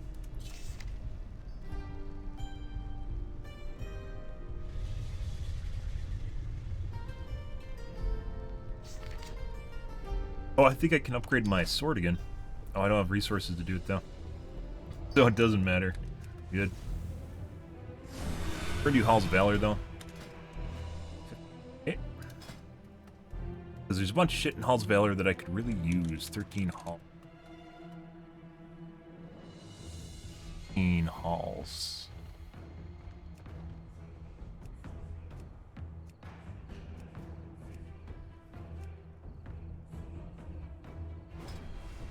Nice shiny 12 here, guys. Good.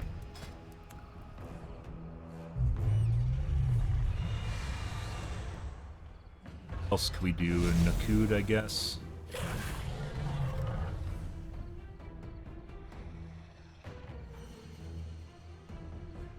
Academy. We might be able to cheese Academy maybe with Bop. I haven't been using Bop at all, and I really could. Bop is Blessing and Protection and protects me from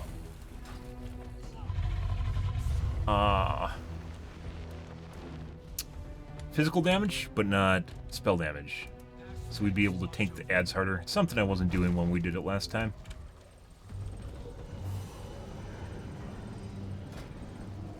The other one is...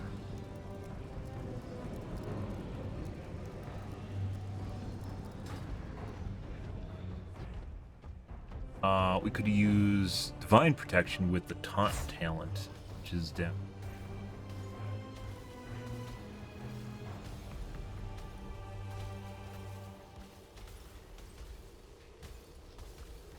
But you can only do that once, and we definitely had, when we're doing Academy, we had to DPS the boss many more times, and we couldn't do that. Like, you have to go through that phase with the saplings a couple different times, and you have to do the mechanic, but you can't do the mechanic, so... Dragon quality. 500. 1,000 rating. 100 rating. The city awaits. Right.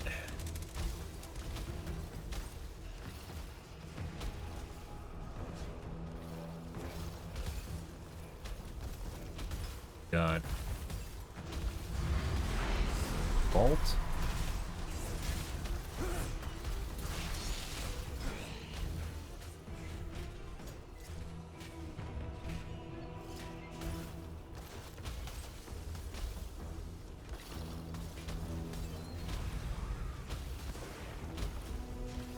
Oh.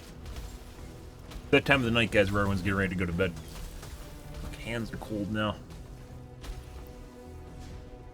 I didn't do anything to them tonight when I was outside.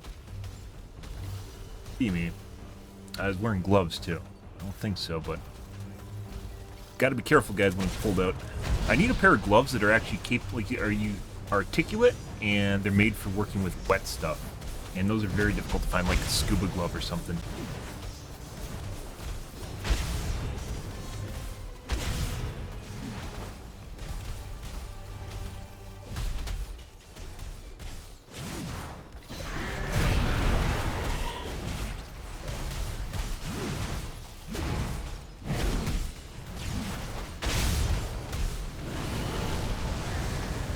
I guess we could even try Ruby. So some things that are really like are making me be declined here, guys, is the very fact that I'm not, my eye level is kind of low, and that's because of this fucking shit here, right here, right here, and right here. I can't get rid of this shit. For some strange reason, this game will not drop me trinkets or like a belt or bracelets. I don't know why. It just won't drop it for me. Done a shitload of mythics, and I'm still wearing these fucking blues.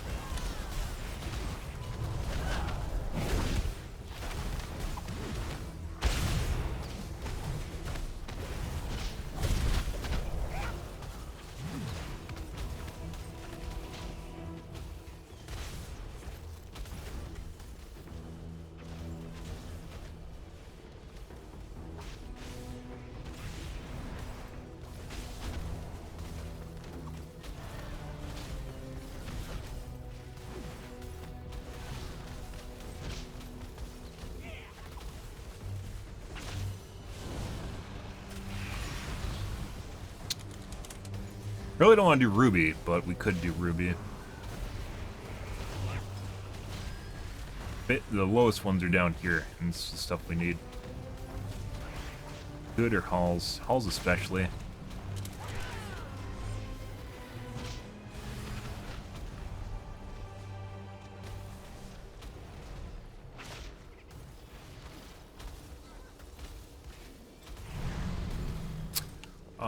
Let's fly to...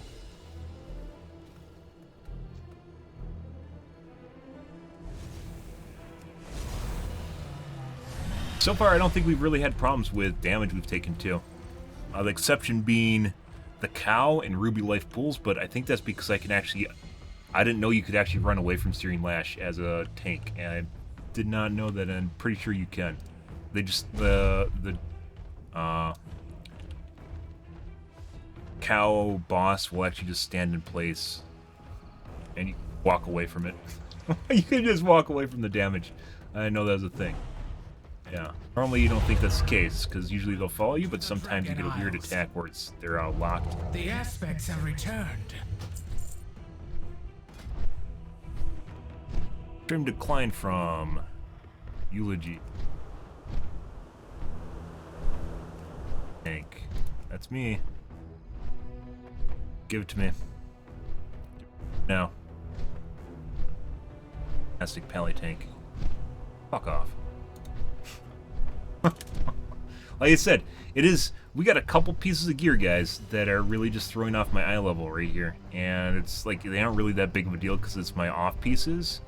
But people are still seeing this because it drops down my eye level.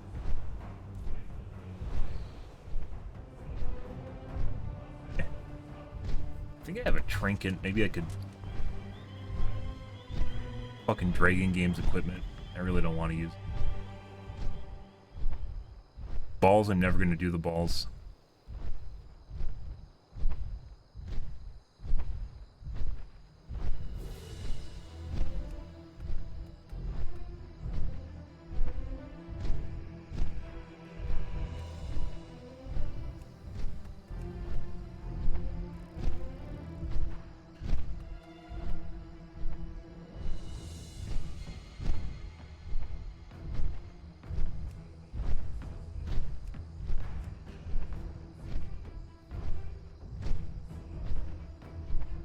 Making me look pitiful. Pretty sure they can see my rating though.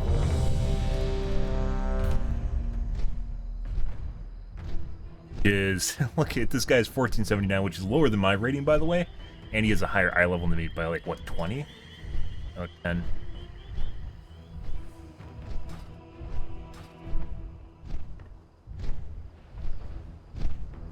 What is this? This is 12 Keystone Halls.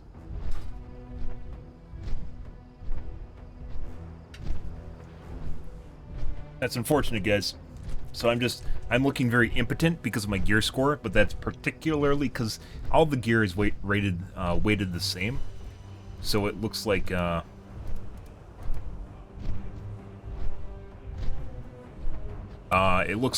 those pieces of gear matter more than they do.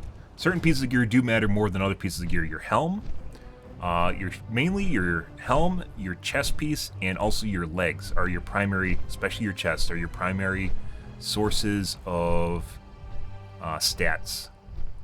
Are your helm, chest, and legs. And sometimes your shoulders. I think shoulders maybe.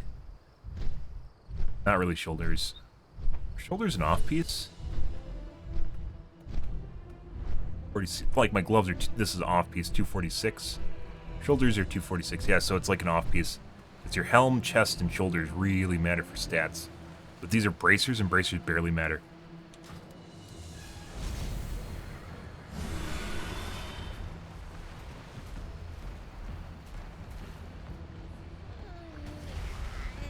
What the fuck is the quest over here?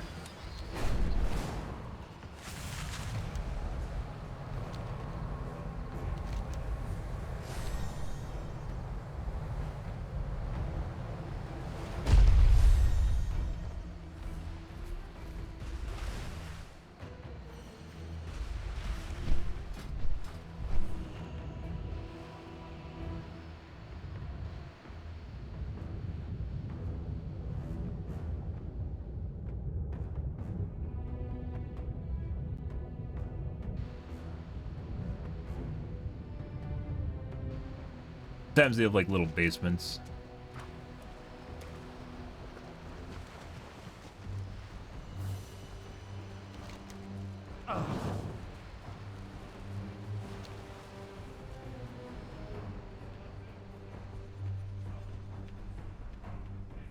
Let us hear your story. Oh. That. I don't think I've ever looked to see if the Tuskar have any gear that I could use. Maybe I have already. I think we're to the point. No, we're at 8 for Tuskar.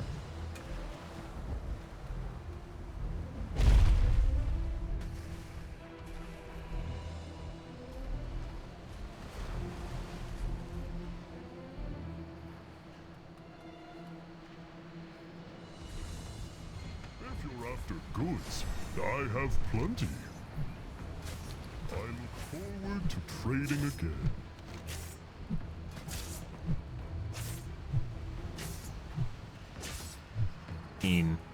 Wrist. Well,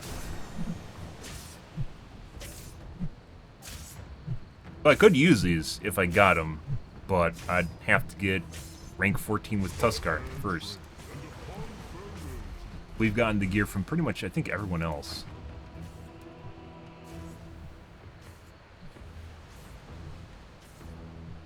Now I've gotten 2 pieces of gear.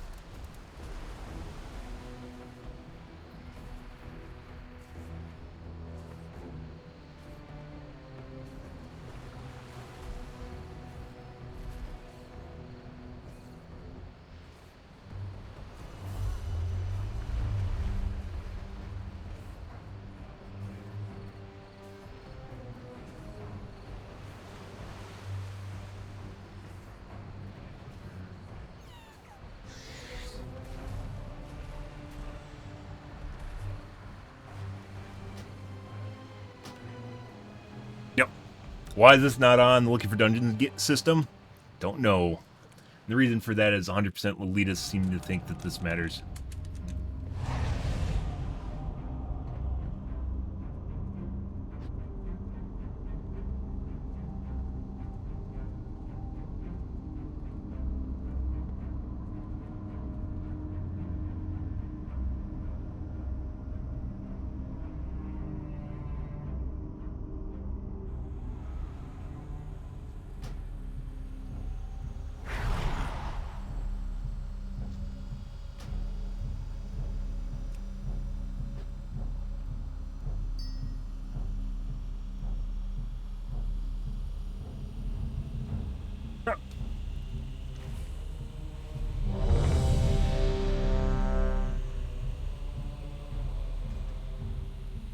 They're just using Dalaran for both this and Court.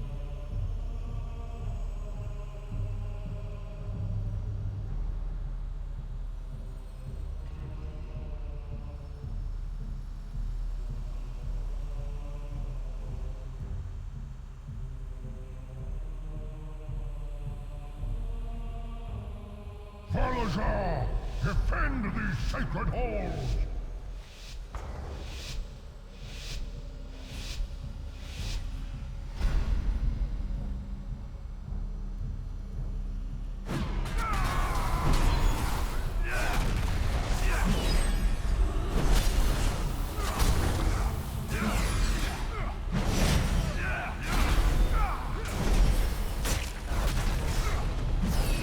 Come on, pull an extra group.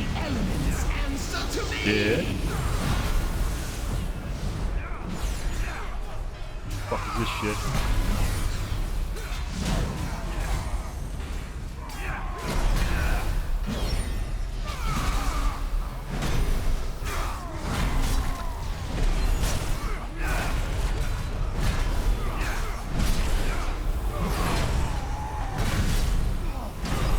One of the DPS pulled, by the way.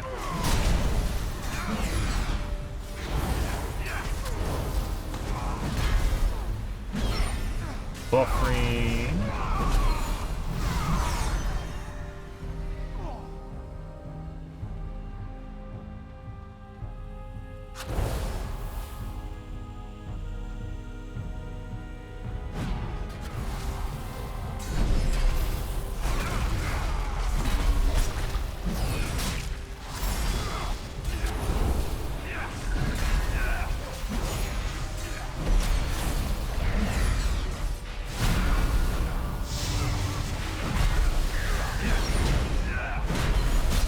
These like basic minions hit for a boatload with their special abilities. You don't get healed at full.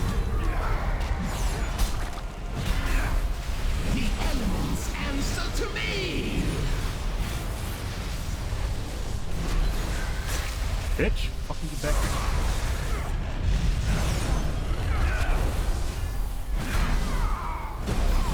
Fucking power attack. It shouldn't do that much damage than it does. Burned Verkle. Valkyrie.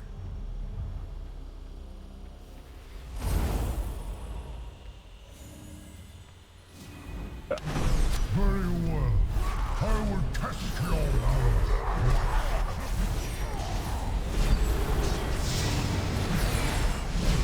Quick riders, I call upon your aid. Let your words be measured in blood.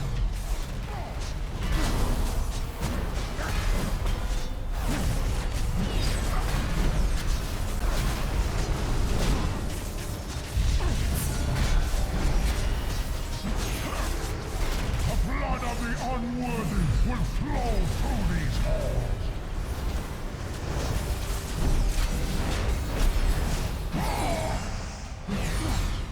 Being hit by the dragon. I don't know how to see where the dragon comes down before it does, besides like looking. Quick riders, The elements answer. I will bleed the weakness from your veins.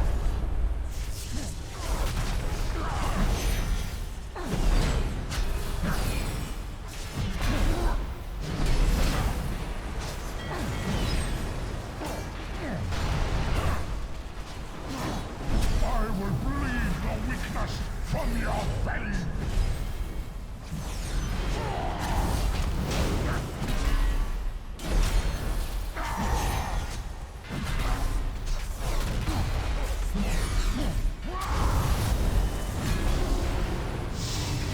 I will bleed the weakness from Quick Riders.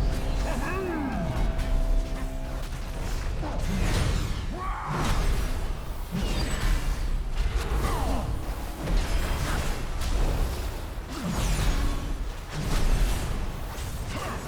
Oh my fucking god, I'm dead. Let your Healer, words please? be measured in blood. Do I have any heals? Marked by lightning. Oh no, he just fucking hit me with the stun. Dude, where the fuck are my heals? I will bleed the weakness from your battle. Well, Holy shit. the path forward is open. I swear to god I wasn't getting any heals.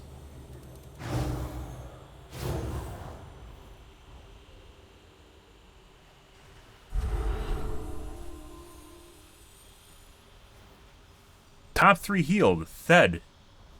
The fuck? He healed himself for more than he healed me the last fight. The fuck is that shit?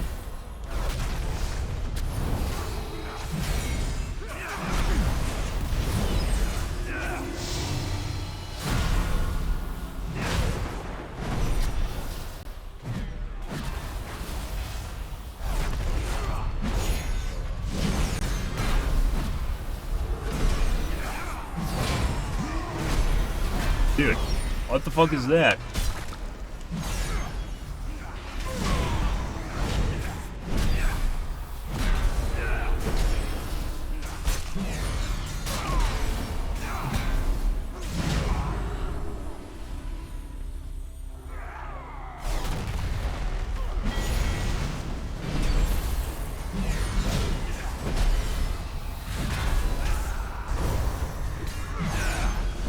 Marked by lightning.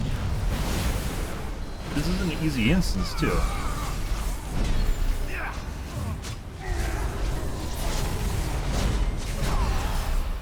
Like, that's kind of weird.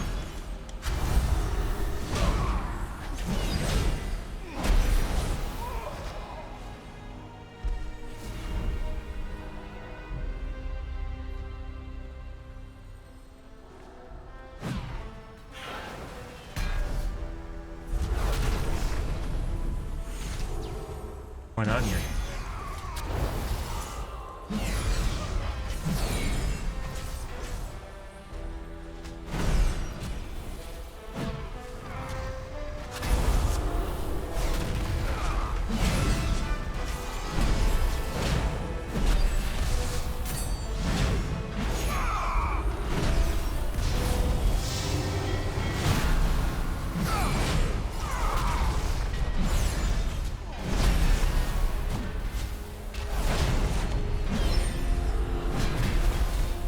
He wasn't out of mana either, so I don't know exactly what that means. The elements answer to me!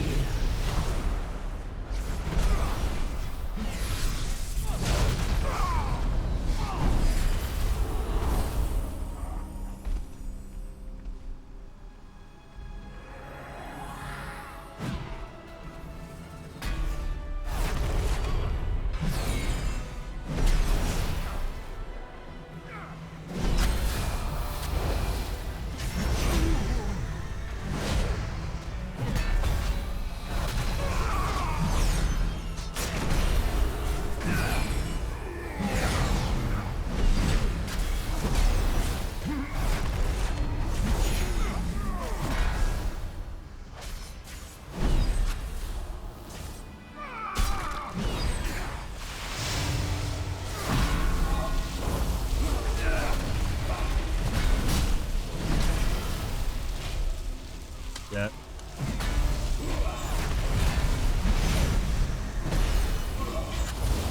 I really don't understand what's going on with the Seaweed right now, guys.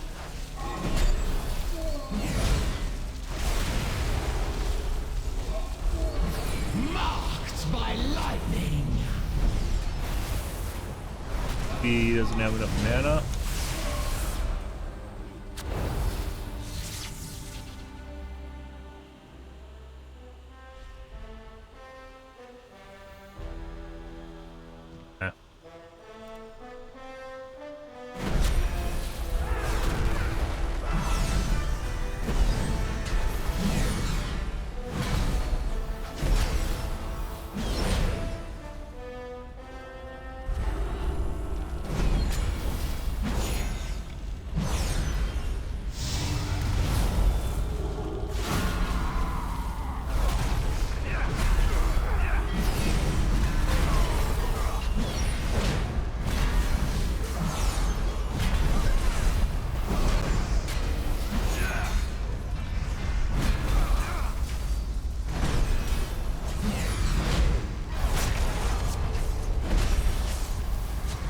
Actually, it doesn't seem like there's really any change, despite this guy being almost out of mana. I don't know what the fuck he's doing.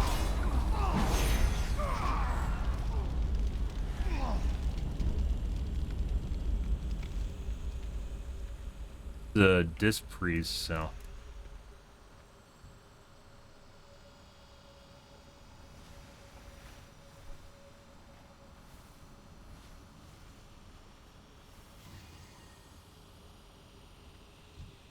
Through great deeds of courage and valor, Persia has earned this most sacred of rites.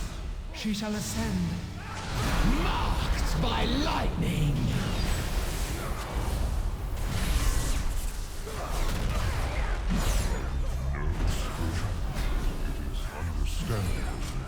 I am not nervous, only excited. All my life has led to this one Helps my healing going. Walking like a true bud. Mortal intruders approach. I witness their deeds in Stormhound. Their kind has no true honor. Reduced no by true 40%. virtue. I will purge them from these sacred halls myself. The ritual is not yet complete.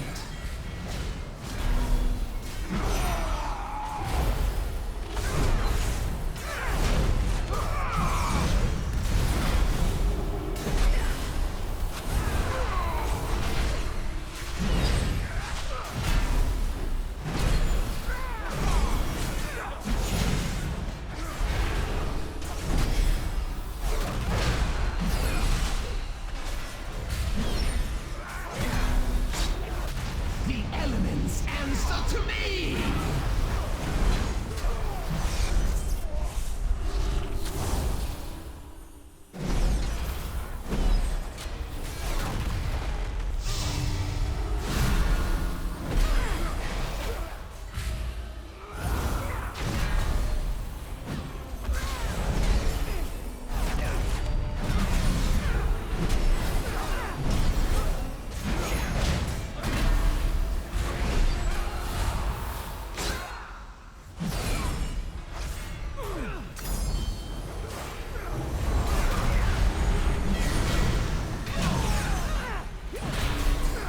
guy's heals are no bueno, guys. I don't know if he's light on gear or what's going on here.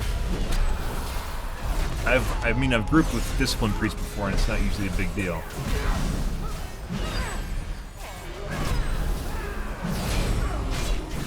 I've had to use low twice, which is basically yeah, that's what happens when shit hits the fan.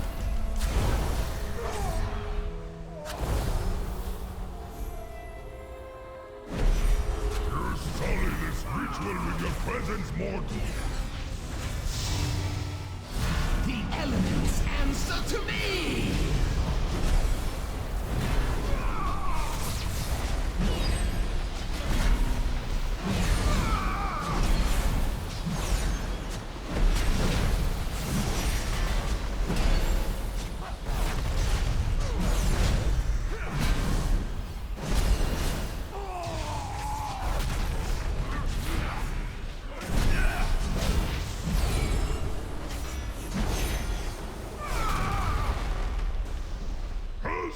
The fury of this will not deny Hersha's ascendance.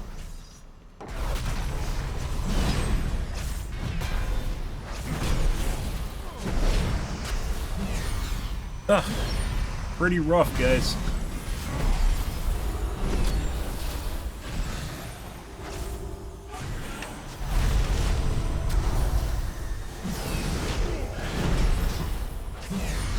Hit one to the face, and that was all it took.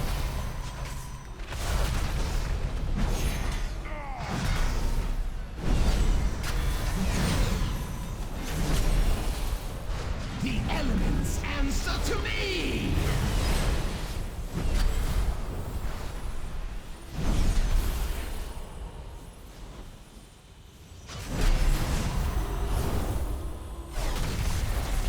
The light shines eternal in you, Hersha.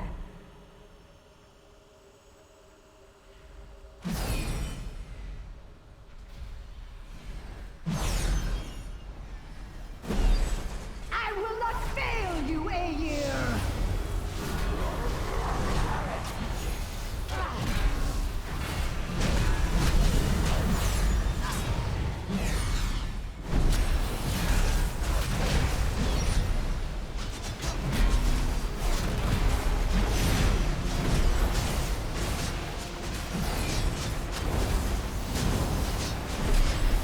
None can stand against Aegir's chosen. Oh my god.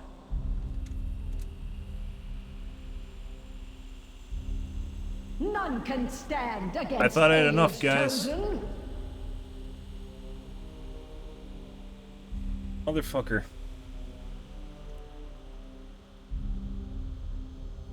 It is done, Aegir. The sanctity of this place is preserved. I guess I have to, I need to use defensive cooldowns when that happens. I guess I didn't heal up far enough on my health, too.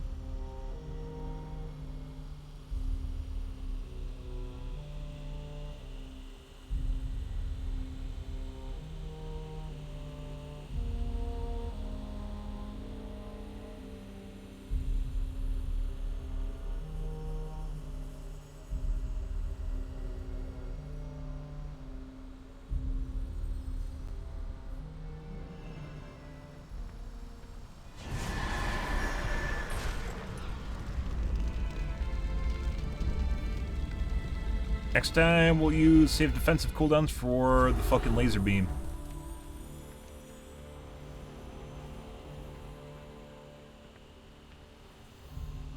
So I'm not pulling her soon enough away from the other side so she doesn't get powered up as much.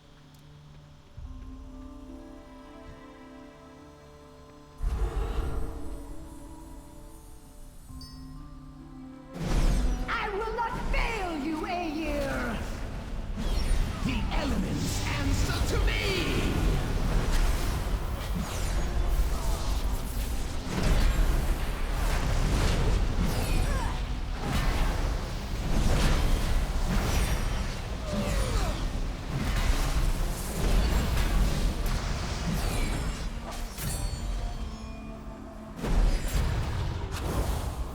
The light embraces you, Hersha. Look how small these shields are. Discipline is supposed to be shielding, right?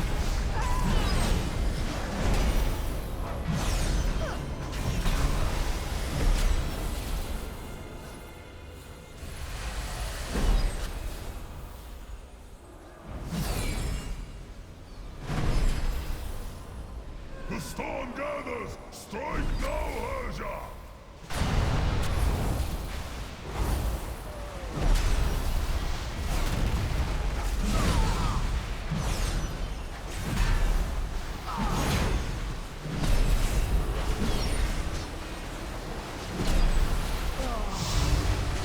Marked by lightning.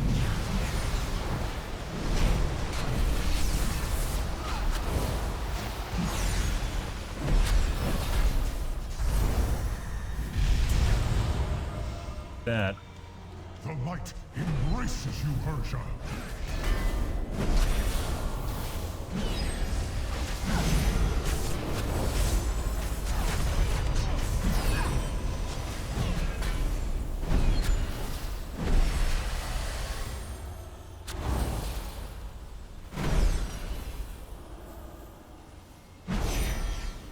The storm gathers within you, Herja. Using a defensive cooldown every time she does it. I don't know why she did so much damage that one time. She must have got charged more than normal.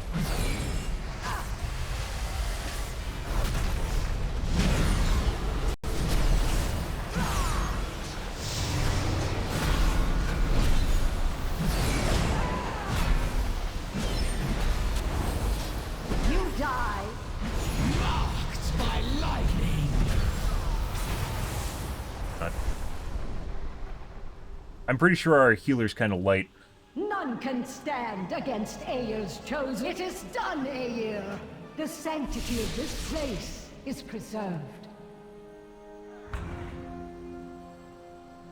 Like, I'm healing myself, but I'm pretty sure our... Can't hold 3 times. Yeah, this guy can't hold 3 times.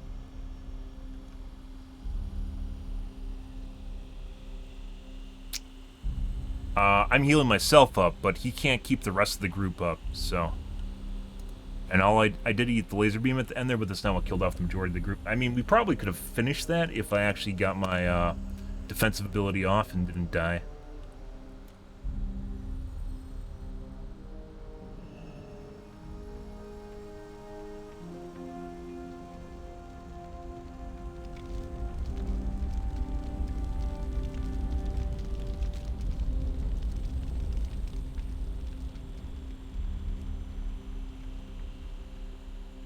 Let's show you. Top 3 healed is Thed, which is himself, followed by Hobo, and then me.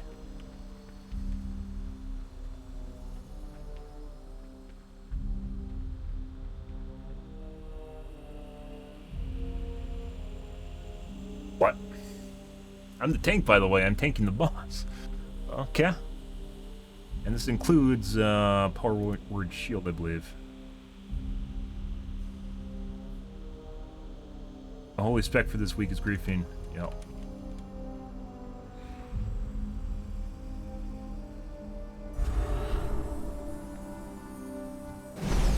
I will not fail you, Ayr.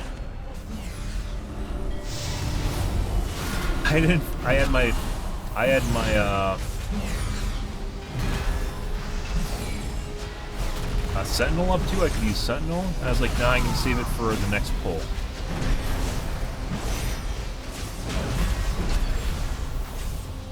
The light embraces you, Herja.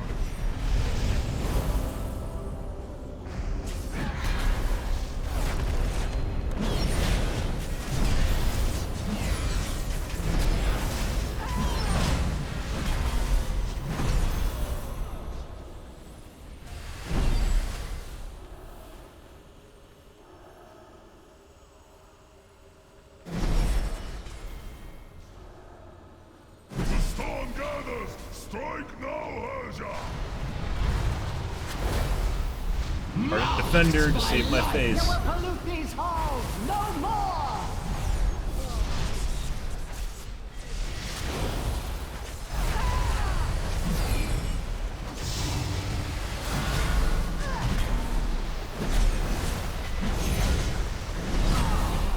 This is very, by the way, this is very difficult for, play. The light embraces you, Hersha. They have to heal him back up to full, and Disciplined can't kill it very easily.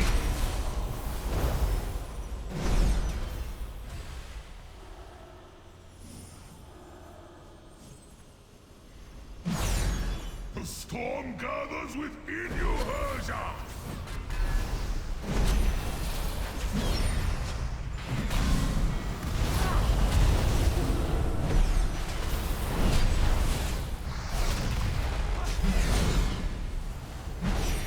The elements answer to me!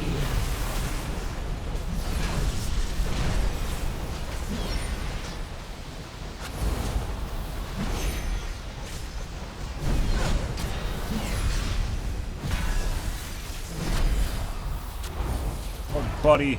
Motherfucker. I was waiting for that too. The light embraces you, Hersha.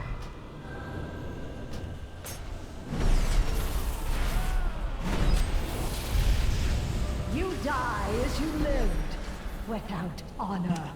I am sorry. Christ. I have failed you. Meet him at the beginning.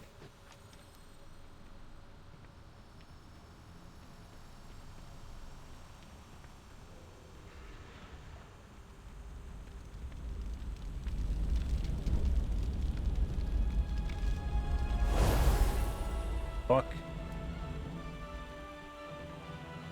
Did they aggro the mob in the front? Cannot do, it's like a soft enrage. No, he's just not really, he's disciplined and he doesn't seem like really that great of a healer. We had a healer that was disciplined earlier that's having problems too. But, yeah. His gear looks alright. Well, eye level wise looks alright. Good too. Cursed by the blue, guys.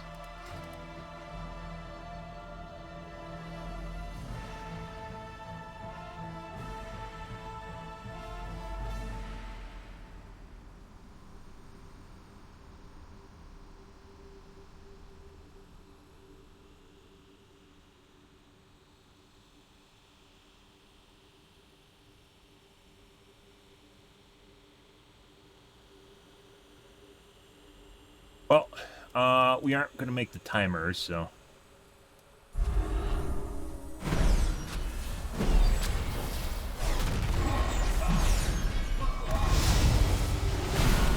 Watching my shit, too.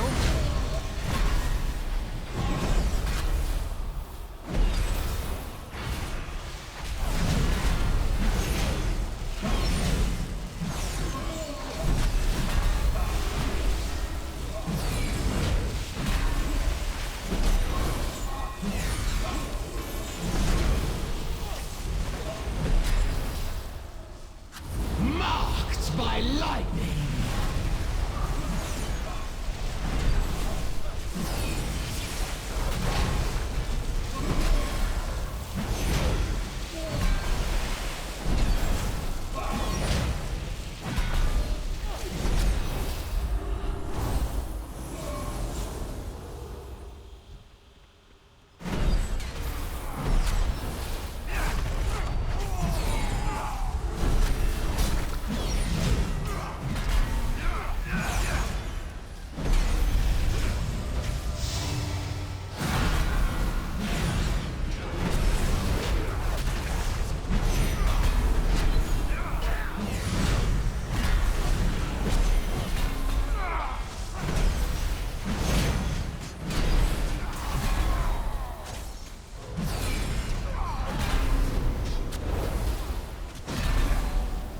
Like right now we should be on the final boss. So we're way behind.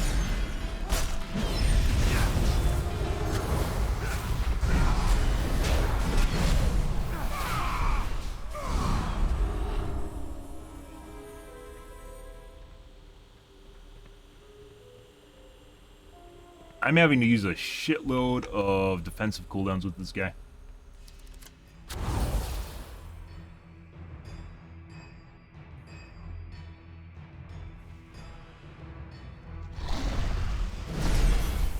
The elements answer to me!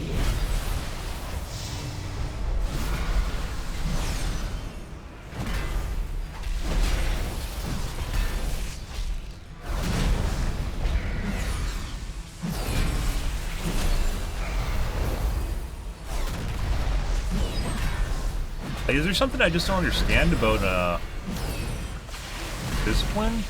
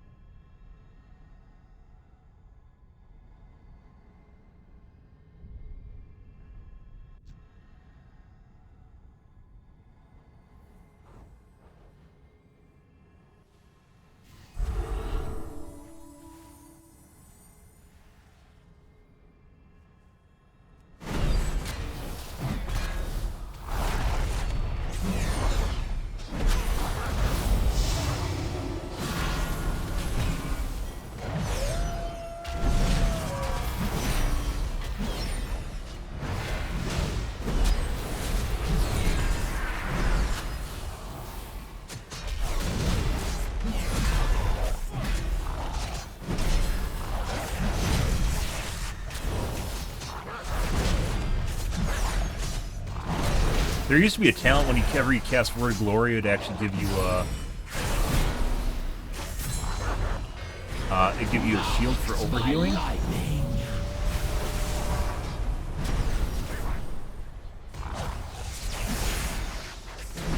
Uh-oh.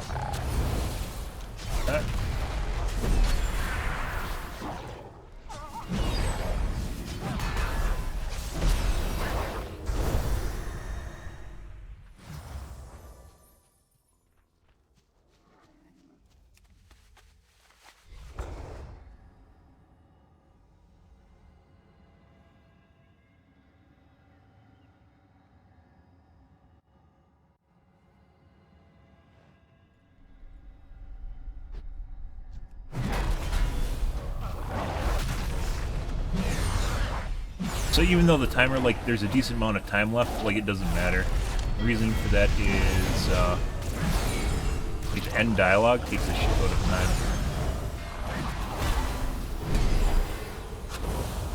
Christ.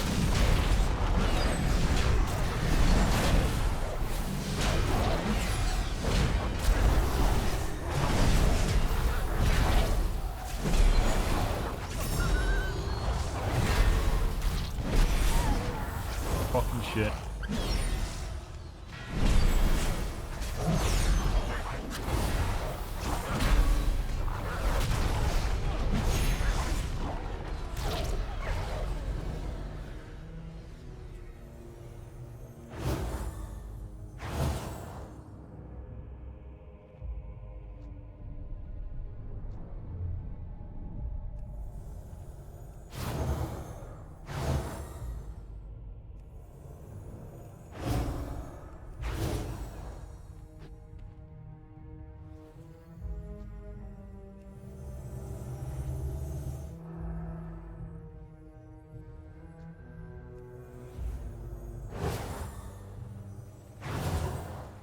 Rough, guys. Alright.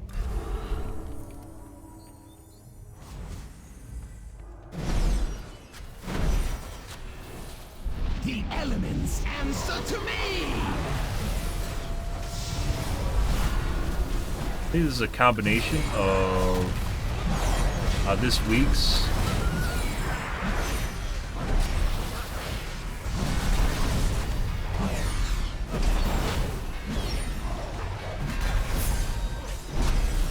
week's affixes, which are the special, like the random debuffs from the dungeon.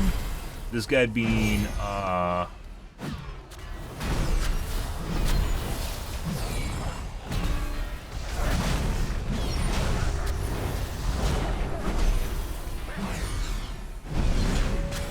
little bit over his head.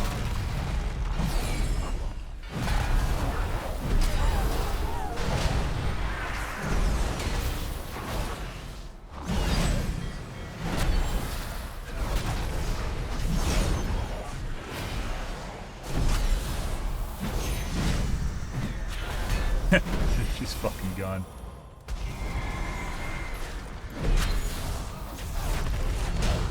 The elements answer to me!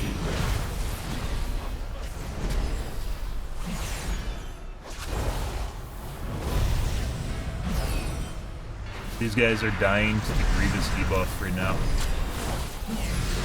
Watching everything. Unworthy.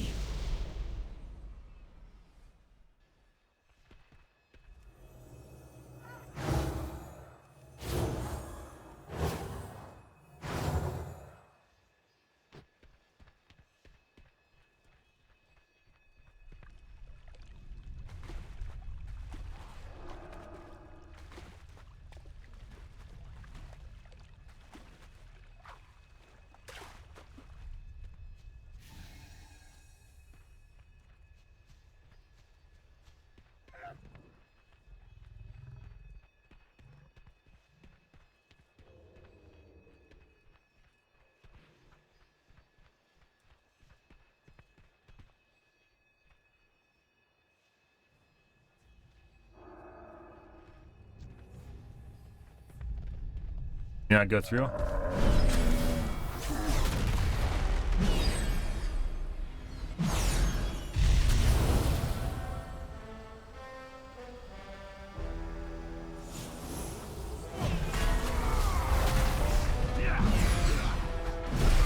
That fucking yak came with? What the fuck is this shit?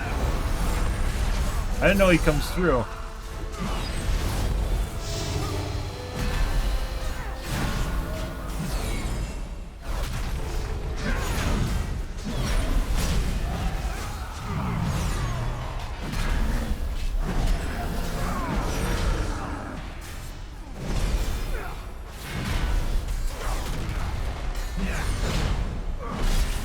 Marked by lightning.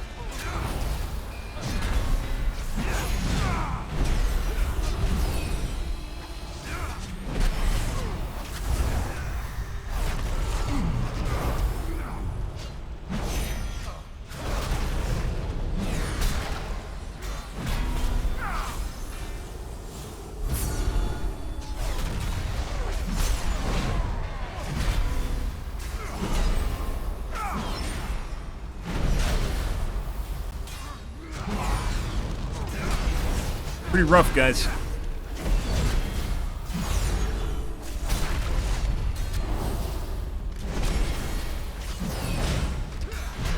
The elements answer to me!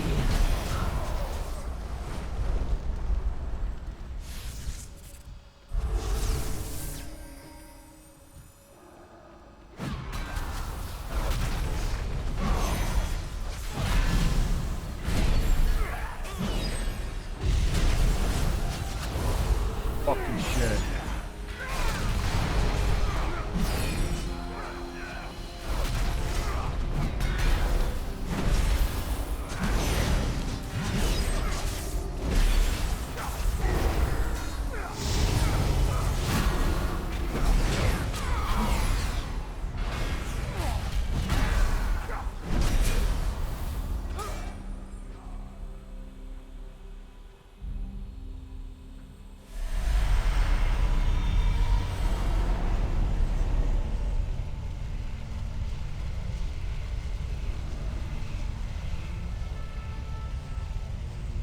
Like, does this guy know that, like, Grievous Wound actually ticks?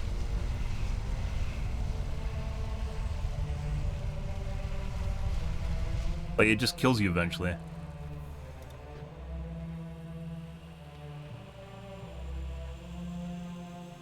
Throughout your trials, you have demonstrated TFW, I don't know what strength, TFW is. skill, and intellect.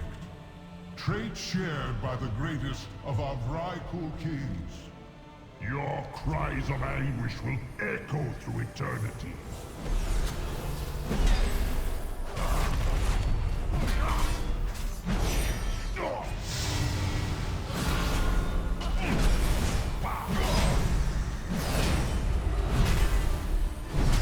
Probably could have maybe made time if I did the boss properly and didn't get gibbed earlier with Holy Shield or from the laser beam. Once she was down to like 300,000, maybe we would have made time because we're at. Oh, actually, this is still going to take like 5 minutes. So The elements answer to me!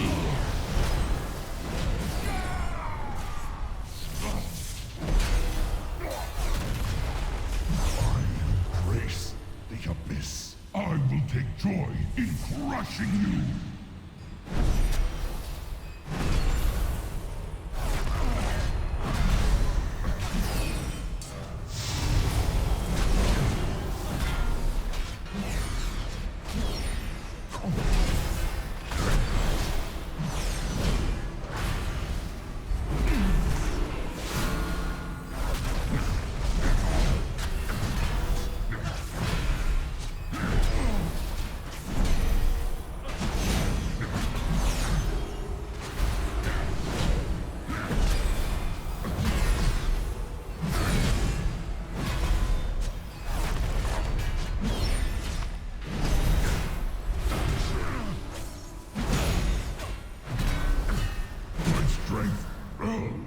Fail where they failed. We will succeed.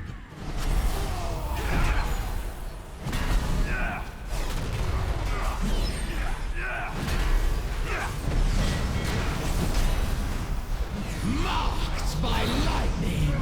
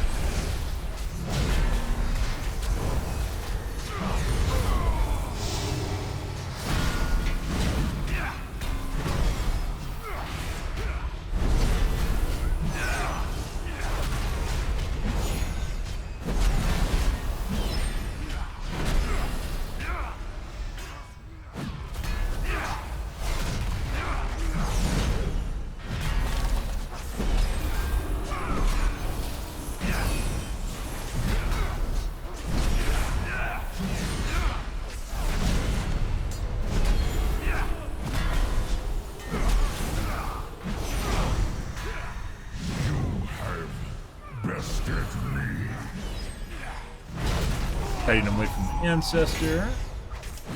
You got feared, good. Marked by lightning!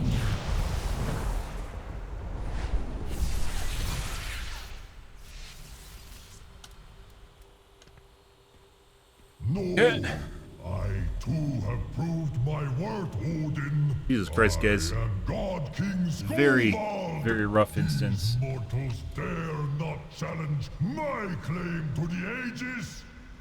The vanquishers have already taken possession of it, Skovald. As was their right. Your protest comes too late. If these false champions will not yield the Aegis by choice, then they will surrender it in death! Give up the Aegis or die!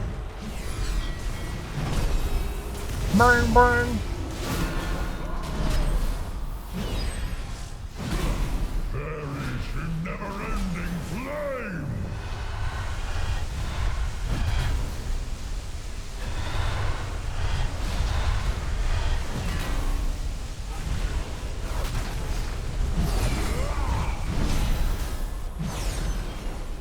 Now the Aegis is where it belongs!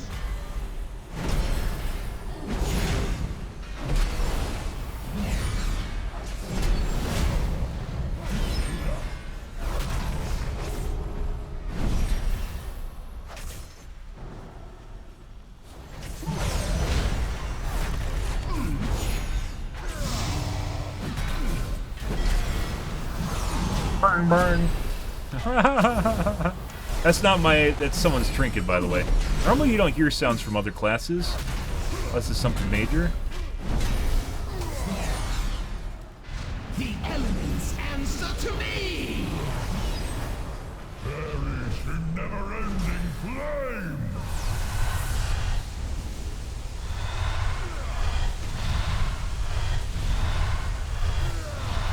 I think this is gonna stun me in a half second here. Did. Luckily that didn't happen while Ragnarok was going on, otherwise our whole group probably would have got wiped. Like, literally just needed someone to come and get the debuff off me, and... yeah.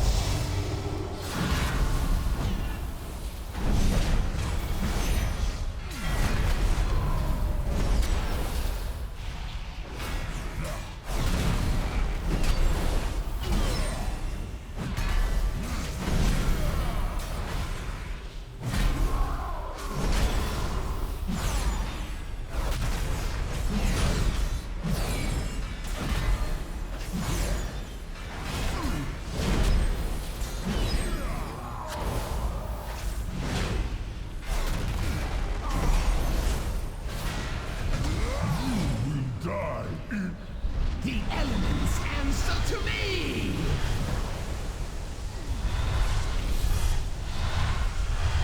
All my plans brought to ruin.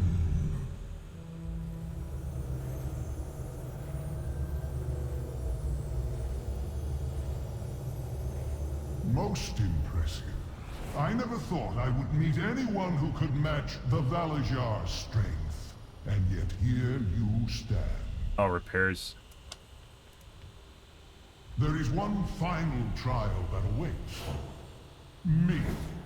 Should you triumph, Healer, guys. I will carve your names in these sacred halls myself and grant you a reward worthy of your valor. Yeah? My Valajar. I don't resetting lust means. It has been ages since I faced a worthy opponent. Let the battle begin!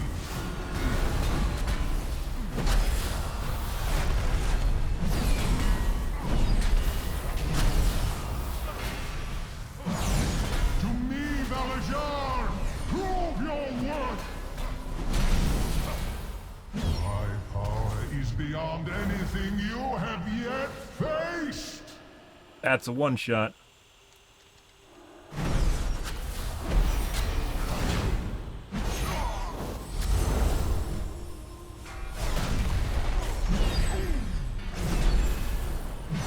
Every opponent has a weakness.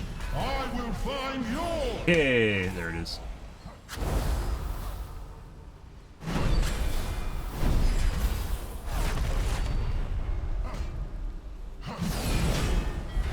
It seems like the center is better in case you get on a weird side of him.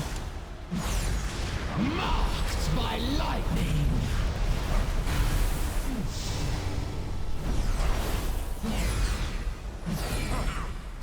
Mighty Valajar, heed my summons! You worn champions, I will hold nothing back!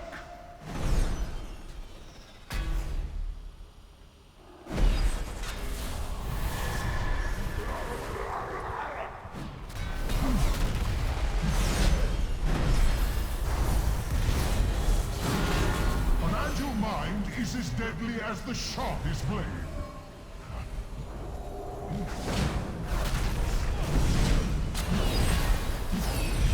Oh, I need Hoder. Where the fuck is Hoder?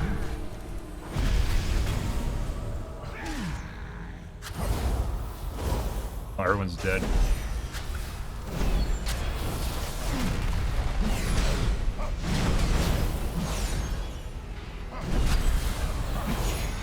Mighty Valajar, heed my I don't know how many of these we have to go through. The elements and Yield now, for I will call upon my true power.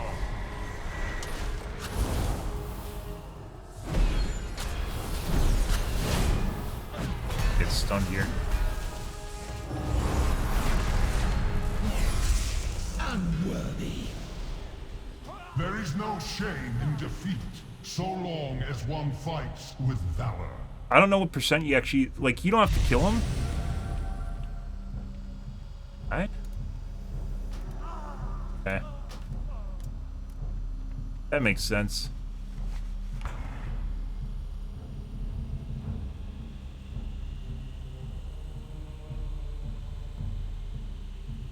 You have to get him down to a certain percent, and then you're fine. You don't have to kill him, obviously. See.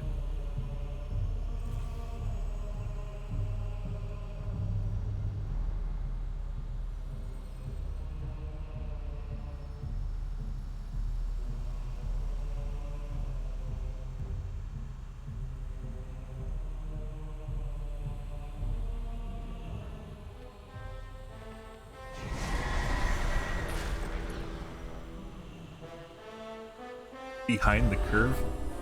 I just noticed the guild name. I guess if there's people always ahead of curve, there's obviously people that are always behind the curve.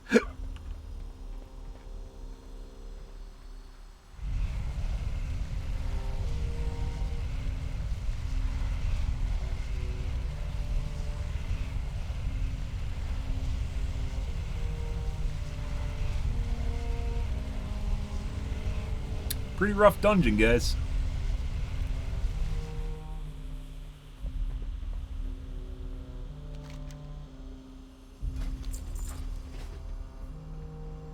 Stop studying the ad. Let me kick it.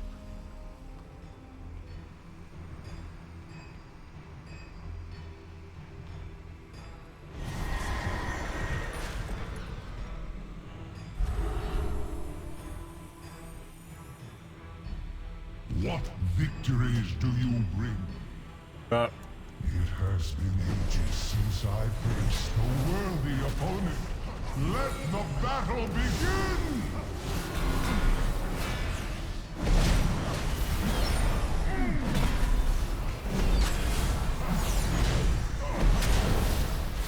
To me, Valajar, prove your worth! My power is beyond anything you have yet faced! Not kill me, you big fuck. Okay. My horse is on cooldown.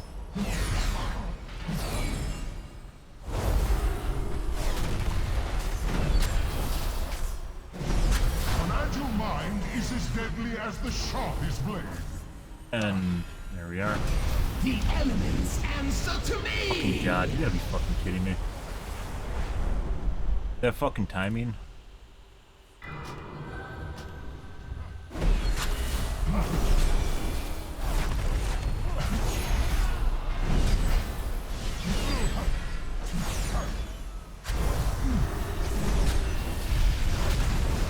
To me, Valajar, prove your worth! My power is beyond anything you have yet faced!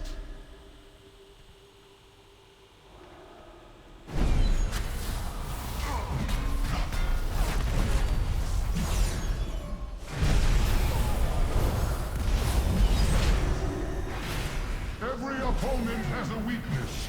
I will Hey. find yours!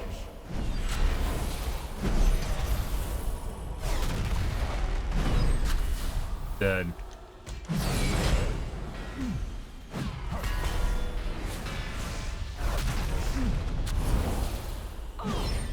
The elements answer to me! Everyone's gonna eventually die because of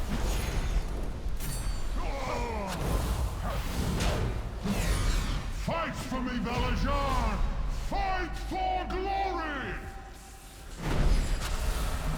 Enough. I yield. You are truly I swear, guys, it's remarkable almost like we didn't creatures. fucking heal this game As for this promised, instance, you guys. will This is have your really just painful. reward. Holy shit.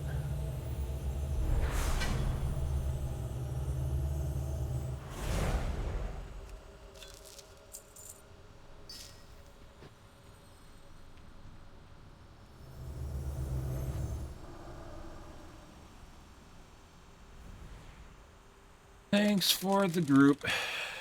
Jesus Christ.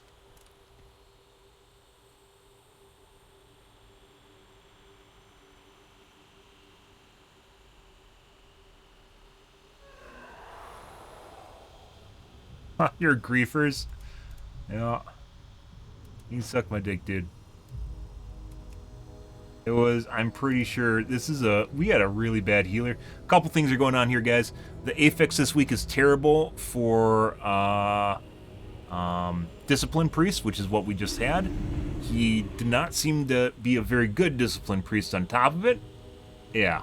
And then we just basically got fucked because of that. I think his gear looked alright. Well, the eye level of his gear looked alright. But holy shit. Holy fucking shit, guys. Spent the majority of the instance healing himself. I don't understand.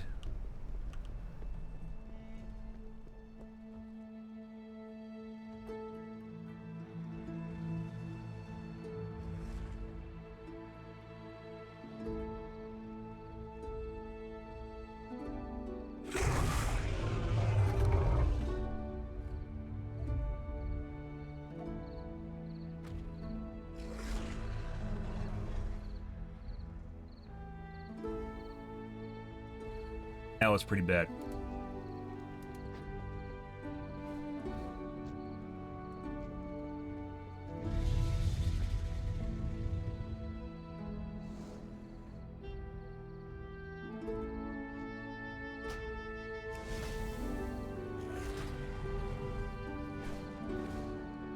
Fucking griefers. That was like, how long was that instance? Does it tell you? 53 minutes.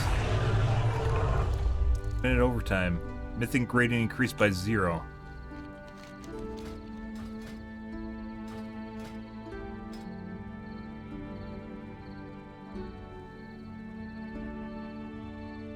Yeah.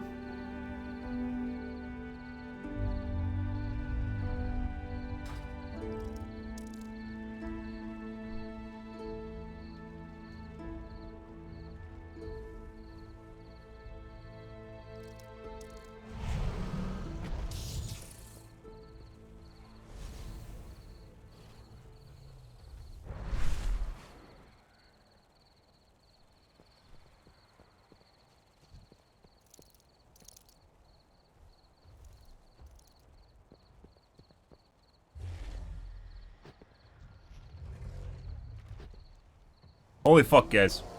That was rough. The first, I think we've had a couple discipline priests during this Apex, guys, but it wasn't, like, that guy kinda didn't seem to know what he's doing on top of it.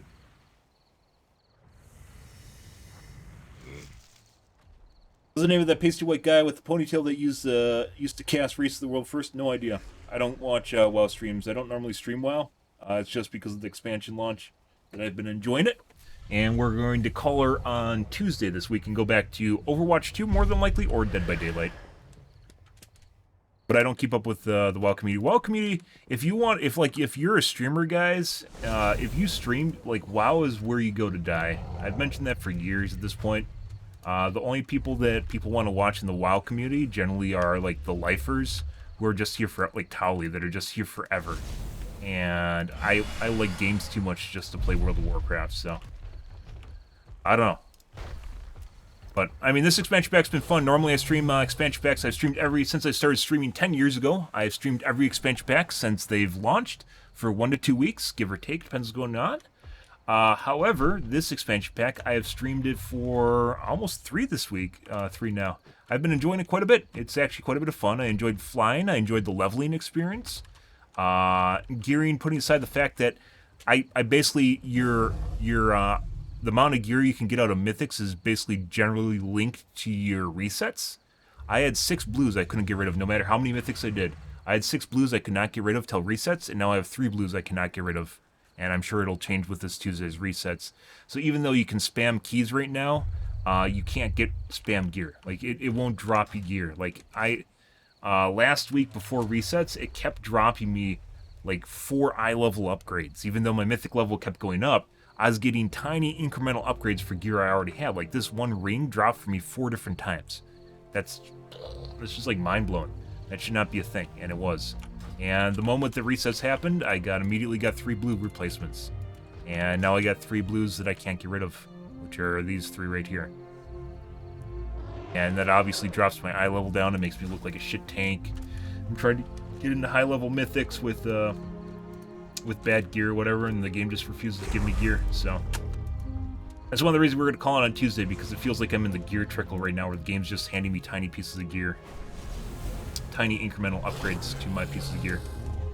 I mean, I have a shitload of Primal Chaos, and I could craft it, but crafting in this game right now feels an awful lot like you're just sidestepping mythics. Like, you aren't getting an upgrade. It's not like, hey, I'm going to go make this item, I'm going to make this item, and it's going to be good for a while, right? No, it literally feels like something where if I make it, I'm just going to start getting drops for that piece in mythics, because I'm pretty sure that's the way it's engineered.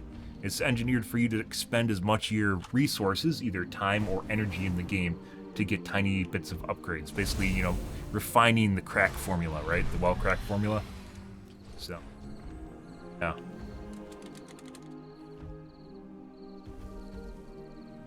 I don't know.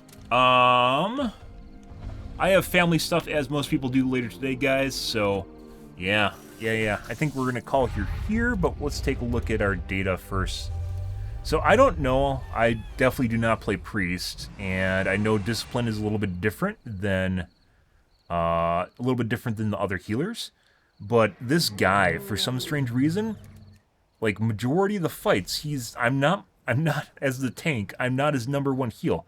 That one fight with the dragon, I was like, I healed more than he did. Yeah, and especially specifically myself. And he spent the majority of the time healing himself, which I think means he doesn't know how to get rid of the Grievous, because Grievous, you have to heal yourself over 90%, otherwise it keeps adding a debuff to you, and then you explode. So you have to heal up to 90%, no matter what. And maybe he just didn't understand that? I don't know. But like, if we look at this guy's healing, top 3 healed, 47% on Theed, which is himself, and second place is me with 34%. First fight, or last fight, it was 27-25, which was the one where we actually survived. Like, is he just standing and shit or something? The third,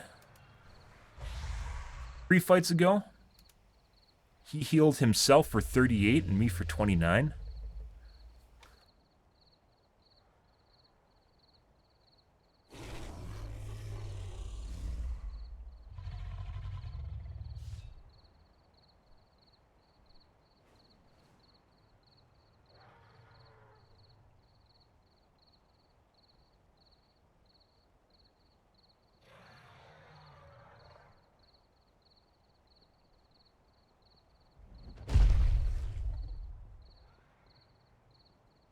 No.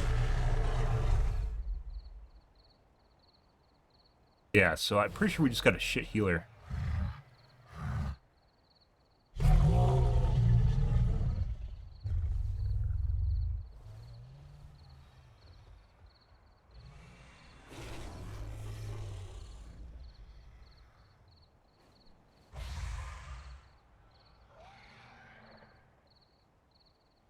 Only if the tank isn't holding heal aggro.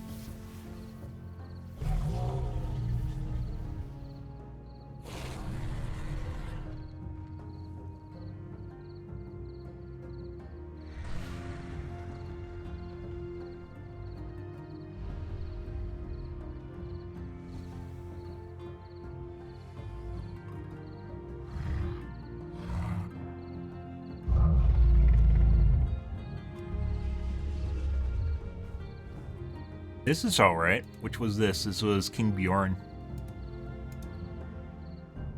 I think he just stands and shit and then has to heal himself.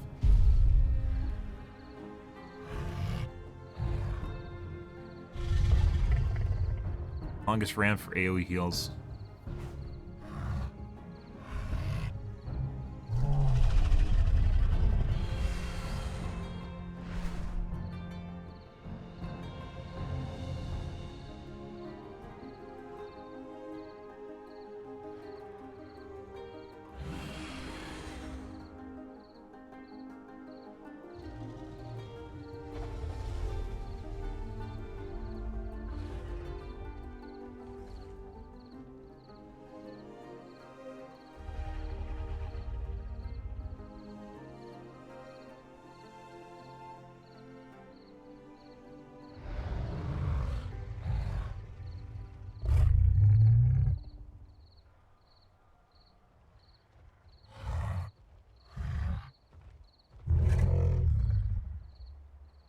Yeah, so on King Bjorn, I was the most healed by 65%. And he doesn't, like, him healing himself isn't anywhere near. He must have been standing and shit, guys.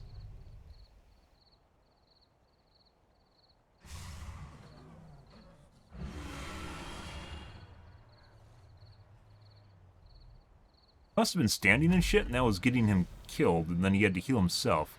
Another fight where he's not healing himself. But in the last fight, he healed himself for more than he healed me.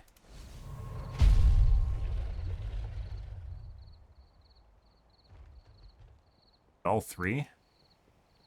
Yeah, and the last one he did better. But I'm pretty sure we got a shit healer. Like, I don't like calling someone a shit healer, right, is the cop-out excuse, right? Everyone, if you're a tank and you call a healer bad, and you're just a bad tank or whatever.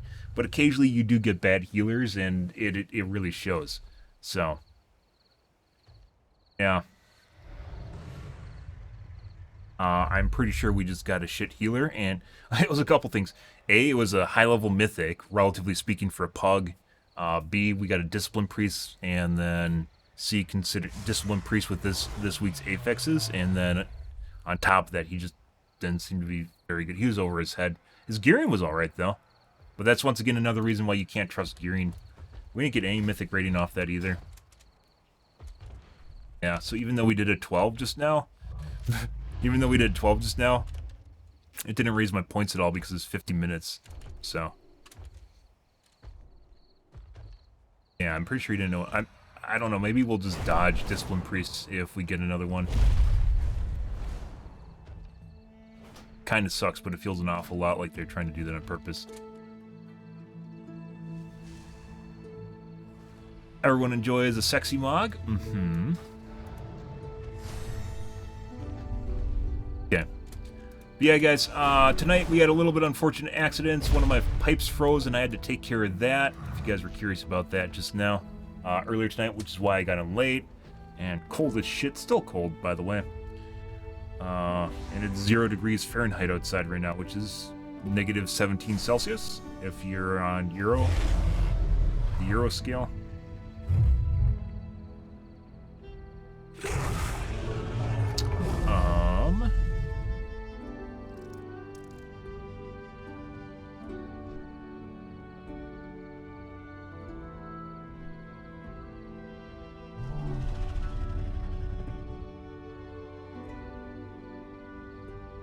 Currently -2 now.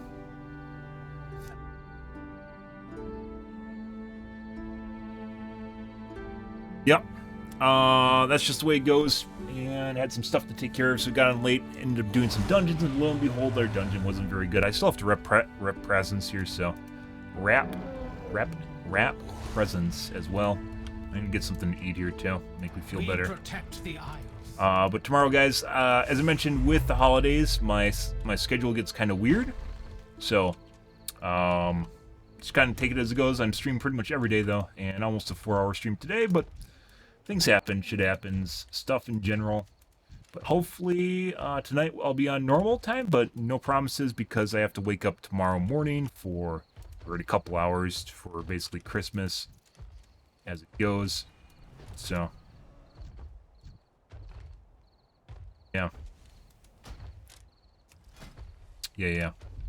But tonight, guys, if I do stream, will be World of Warcraft, so you guys have that to look forward to or not to look forward to. Cutoff day for World of Warcraft will be this Tuesday. If you guys are are interested only in the WoW streams, and we will be going back to Overwatch 2 / Dead by Daylight. We'll see how it goes, though. But I'm out here for this evening, guys. If you're new to the stream, you enjoyed the bullshit, you enjoyed the fun, you enjoyed the horrible runs with Discipline Priest, make sure to follow button in the top right-hand corner. I usually stream every day from evening to late night, GMT -6. So 8 to 9 p.m. Central Standard Time to 1 to 2 a.m., give or take. Depends what's going on in life, what's happening, etc., etc. Yeah. Yeah. Happy holidays, guys, / Christmas, if you believe in it. Your deity, if you worship Satan, whatever. Happy Satan Christmas to you, whatever. The usual shenanigans, guys. But yeah, hope you guys have a wonderful day. I have some family stuff I have to take care of later today as well, and hopefully get a couple hours of sleep here before I have to wake up. So we'll see how it goes. But I'm out here for this evening, guys. Thanks for watching my stream as always, and I hope you guys have a pretty fantastic Christmas. Have a good day, guys.